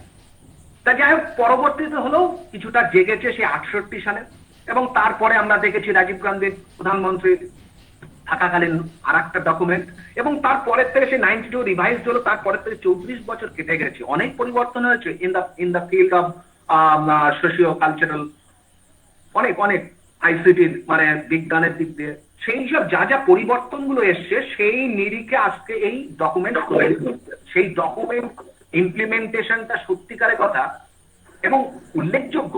এই NEP document doesn't contain any qua in that sense, in the মানে আমি বলতে চাইছি, আর 1992 যে সেপারেট কোয়া পেয়েছিলাম, 1986 যে সেপারেট কোয়া পেয়েছিলাম, কিন্তু তারা কোনো কোয়া তৈরি করবে না, কেননা this document already contains how it may happen, কিভাবে ঘটবে, লাস্ট সেকশনটা অলরেডি আছে। আমরা সত্যিকার কথা এখন সাক্ষী হলাম একটা নতুন ডকুমেন্টের, আমাদের সময় তৈরি হলো, তোমাদের সময় তৈরি হলো, এবং ইমপ্লিমেন্টেশনটা সত্যি দেখেও যাবো আশা করি, সবাই যদি সুস্থভাবে বেঁচে থাকি। কিছু প্রতিবন্ধকতা থাকবে, আছে ইনবিল্ট আছে। আমি তো অনেক এর আগের আলোচনা এবং অন্যান্য স্যার ম্যাডামদের আলোচনাতে উঠে এসেছে, সমস্যাগুলো আছে। সে শিক্ষার কাঠামো বলুন, বা ডিজিটাল ডিভাইড বলুন, বা আর্থিক মানে ফিনান্সিয়াল অ্যালোকেশন বলুন, সব আছে চ্যালেঞ্জ। তা যাই হোক, আজকে আমরা যেটা পেয়েছি শেষের দিকে বলতে পারি মোটামুটি এনইপি 2020 মোটামুটি more or less all the aspect covering the NEP 2020 মোটামুটি আজকে একটা শেষ জায়গায় আমরা এসে দাঁড়িয়েছি। আশা করি তোমরা সমৃদ্ধ হয়েছে, আমরা তো হয়েছি। আমরা যতই মানে ক্লাসরুমে যতই ডেলিভারি দিই না কেন, অন্যের বক্তব্য আমরা শুনি, সেটাকে আমরা নেওয়ার চেষ্টা করি, কেননা আমরা এখনো লার্নার। টিচার যদি লার্নিং মোডে থাকে তাহলে সে কিন্তু ভালো শিক্ষক হয়, কেন স্ট্যাগনেশন টিচারের মধ্যে চলে আসলে সেই টিচার কিন্তু শিক্ষার্থীদের নতুন কিছু দেওয়ার থাকে না। সময় উপযোগী শিক্ষা দিতে গেলে সবসময় আপডেট হতে হবে। তার জন্য আমরা এখনো শিখছি, তোমরাও শেখো। এর সম্পর্কে আরো বিশেষ কিছু ধারণা থাকলে ব্যক্ত করো বিভিন্ন পত্র পত্রিকা গবেষণার মাধ্যমে। তো আমরা চাইছি আমি আবার সেই সংকীর্ণ বলুন আর বৃহত্তর হলো, আমরা বাঙালি হিসাবে মানে আমার ভারতবর্ষের সবার কাছে আমাদের নির্যাস, আমাদের ফাইন্ডিংস, আমাদের অ্যানালিসিস তুলে ধরতে পারি। কেন আমার ছোট্ট উপলব্ধি, আমি এই বিগত মাসে আমি 3টে ন্যাশনাল ওয়েবিনারে পেপার প্রেজেন্ট করেছি, এবং বেসিক্যালি 3টে প্রতিষ্ঠানই দেখা যাচ্ছে belonging to the centrally funded institution. যখন পেপার প্রেজেন্ট করছি এবং তাদের বক্তব্য মেরুকরণ, তারা একরকম, আমরা একরকম। আমরা স্টেট ফান্ডেড ইউনিভার্সিটি কলেজগুলোতে আমরা পড়াশোনা করছি বা শিক্ষকতা করছি বা পড়াচ্ছি, এবং ম্যাক্সিমাম আমাদের রাজ্যে একটি মাত্র ট্র্যাডিশনাল যে ইউনিভার্সিটি যেটা বলি বিশ্বভারতী, তাছাড়া সেন্ট্রাল ইউনিভার্সিটি নেই। এমনি সেন্ট্রাল ইনস্টিটিউট আছে সো মেনি, বিভিন্ন টেকনিক্যাল ম্যানেজমেন্টের আছে, কিন্তু ট্র্যাডিশনাল যে আমরা যে ফর্মাল লিবারাল ইউনিভার্সিটি যেটা বলি সেই বিশ্বভারতী। ন্যাচারালি বাকিটা সবটাই আমাদের এখানে যে আমরা যেভাবে অভাব বোধ করছি, যে অসুবিধাগুলো বোধ করছি, আবার সেন্ট্রাল ইনস্টিটিউটের আন্ডারে যারা, সেন্ট্রাল ইউনিভার্সিটির আন্ডারে যারা কিনা চাকরি করছে, তাদের পয়েন্ট অফ ভিউ কেন তাদের ফিনান্সের অভাব হয় না, তাদের মানসিকতাও হয়ে যাচ্ছে সবকিছুই ভালো। আমি দেখলাম তারা কোনো এই পলিসির নেগেটিভ জায়গা বলে তারা মেনে নিতে পারছে না। এই যে মেরুকরণ কেন হচ্ছে, এই বৈমাত্রিক সুলভ আচরণ হচ্ছে যে পলিসি, ডিউ টু পলিসি। আমি বলবো পলিসির মধ্যে ভারতবর্ষকে বিভাজন করা হচ্ছে, প্রতিষ্ঠানগতভাবে বিভাজন করা হচ্ছে। আজকে যাদবপুর ইউনিভার্সিটি যত র্যাঙ্ক করুক না কেন, ওই ইউনিভার্সিটিকে বিভিন্ন ভাবে কিন্তু কোণঠাসা করা হয় আর্থিক প্যাকেজের দিক দিয়ে, আর্থিক সুযোগ সুবিধার দিক দিয়ে। আমি তার ডকুমেন্টস দিতে পারবো যে আমার স্টেট ফান্ডেড ইউনিভার্সিটি যাদবপুর আমরা ন্যাশনাল র্যাঙ্কিং এ প্রথমে থাকলেও তাকে বিভিন্ন ভাবে বঞ্চিত করা, ক্যালকাটা ইউনিভার্সিটি র্যাঙ্কিং ভালো হলেও তাকে বিভিন্ন ভাবে বঞ্চিত করা। কেন? It's a state funded university, okay বেশি কিছু উপরে তোলা যাবে না। কেননা তাহলে সেন্ট্রাল ইউনিভার্সিটি, সেন্ট্রাল ইনস্টিটিউটের সম্মানটা তাহলে কোথায় থাকবে? এই জায়গায় দাঁড়িয়েছে আজকে ভারতবর্ষ। তার জন্য আমি একটাই বলবো, each and every aspect of education is molded, is guided, is shaped by political ideology. তার জন্য প্রপার ইমপ্লিমেন্টেশনের জন্য দরকার এনইপি 2020 প্রথম কন্ডিশন হচ্ছে পলিটিক্যাল কমিটমেন্ট। পলিটিক্যাল কমিটমেন্ট এটা যদি ঠিক থাকে তাহলে ভালোভাবে ওকে। সবাইকে আমি আবার ধন্যবাদ জানাই, সবার কাছে আমি কৃতজ্ঞ, এবং আমার যারা বক্তা যাদেরকে আমরা পেয়েছি তাদের কাছে আমি সত্যি কৃতজ্ঞ। আমার ডিপার্টমেন্ট থেকে তাদেরকে আমি ধন্যবাদ জ্ঞাপন করছি। আমরা আগামী দিনে আবার চাইবো এই ধরনের কোনো কিছু নতুন কোনো বিষয়ে যদি কিনা প্রোগ্রাম করতে পারি, অবশ্যই তোমাদেরকে জানাবো, তোমাদেরকে পাবো ভবিষ্যতে আবার। আর সবার শেষে বলবো, করোনা পরিস্থিতিতে সবাই সুস্থ থাকুন, ভালো থাকুন, কেননা জীবন, মানব জীবন হচ্ছে সম্পদ। আপনি চলে যাওয়া মানে, আমি চলে যাওয়া মানে পরিবার, সমাজ সবাই কিন্তু সেই অবদান থেকে বঞ্চিত হবে। প্রত্যেকটা each and every Indian has a role to contribute to his or her societal problems.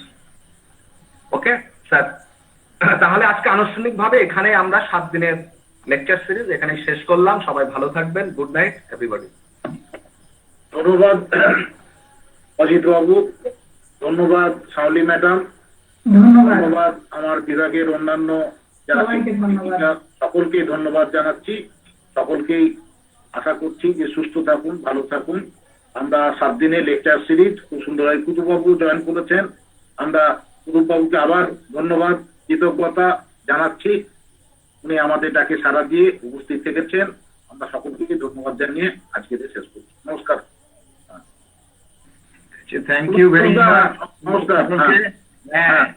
ভালো হয়েছে, ভালো থাকুন, সুস্থ থাকুন। অজিত বাবু, হ্যাঁ আপনি মিউট করেন দেখি একটু। হ্যাঁ আমি আনমিউট করেছি স্যার। নমস্কার স্যার। নমস্কার, ভালো থাকবেন। ভালো, আমি শুনেছি পুরো বক্তব্যটা আপনার শুনেছি, ভালো লাগলো। ঠিক আছে, ভালো আছেন তো? হ্যাঁ এমনি ভালো আছি স্যার। খুব স্টুডেন্ট সেন্ট্রিক, এটাই আমরা চাইছিলাম, কেননা আমাদের এখানে ম্যাক্সিমাম শ্রোতা হচ্ছে আমাদের ছাত্রছাত্রী। না সেটা না, সে আপনাদের সাথে যোগাযোগ হলো এই আর কি, মানসিক ভাবে একটা তৃপ্তি আর কি। হ্যাঁ আমরা সব থাকি সেই মতো করে। ঠিক আছে, থ্যাংক ইউ ভেরি মাচ। আরেকজন অভিজিৎ বাবু যিনি আছেন, আরেকজন আপনাদের সঙ্গে শাওলি ম্যাডাম আছেন। শাওলি ম্যাডাম কি আছেন? আরে একটু, তুমি তো শাওলিকে তো চিনি বলে মনে হচ্ছে, ও তো আমাদেরই কোথায় ডিপার্টমেন্টেরই। না স্যার, আমি ইউনিভার্সিটি অফ কল্যাণী এডুকেশন। আচ্ছা আচ্ছা, কি আপনাকে চিনি নাকি? আপনি আমার সঙ্গে আপনার কখনো পরিচয় হয়নি। আচ্ছা আচ্ছা আচ্ছা। আমি বরং স্যার আমি ছিলাম সুরেন্দ্রনাথ কলেজ ফর উইমেন। ও, আমি ওখান থেকে বিশ্ববিদ্যালয়ে এসেছি। আর আপনার ডিপার্টমেন্টে আমি আরসি করেছি। যে বারটা যে আরসিতে আপনি এবং ম্যাডাম ছিলেন, ওই যে ভুলে যাচ্ছি, সন্তোষী ম্যাডাম। হ্যাঁ সন্তোষী ম্যাডাম। ওই সময় আরসি করেছি, আপনার ক্লাসও করেছি, আপনার লিডারশিপেই ছিলাম আর কি। হ্যাঁ সে তো ঠিক আছে। এখন আপনারা সব ভালো গুছিয়ে প্রোগ্রাম করছেন, এইটাই একটা কি, আপনাদের সাথে সেভাবে পরিচয় হওয়া গেল। হ্যাঁ ঠিক আছে, ঠিক আছে, আসছি। Thank you sir. কখনো সামনাসামনি নিশ্চয়ই দেখা হবে। হ্যাঁ নিশ্চয়ই নিশ্চয়ই সেটাই এখন এক্সপেক্ট করি আর কি, এইটাই কখন হবে আর কি হবে, এটাই হচ্ছে একটা ব্যাপার আর কি। সেই জায়গা থেকে খুব আমরা বঞ্চিত হচ্ছি আর কি। হ্যাঁ দেখা যাক কি সিচুয়েশন দাঁড়ায়।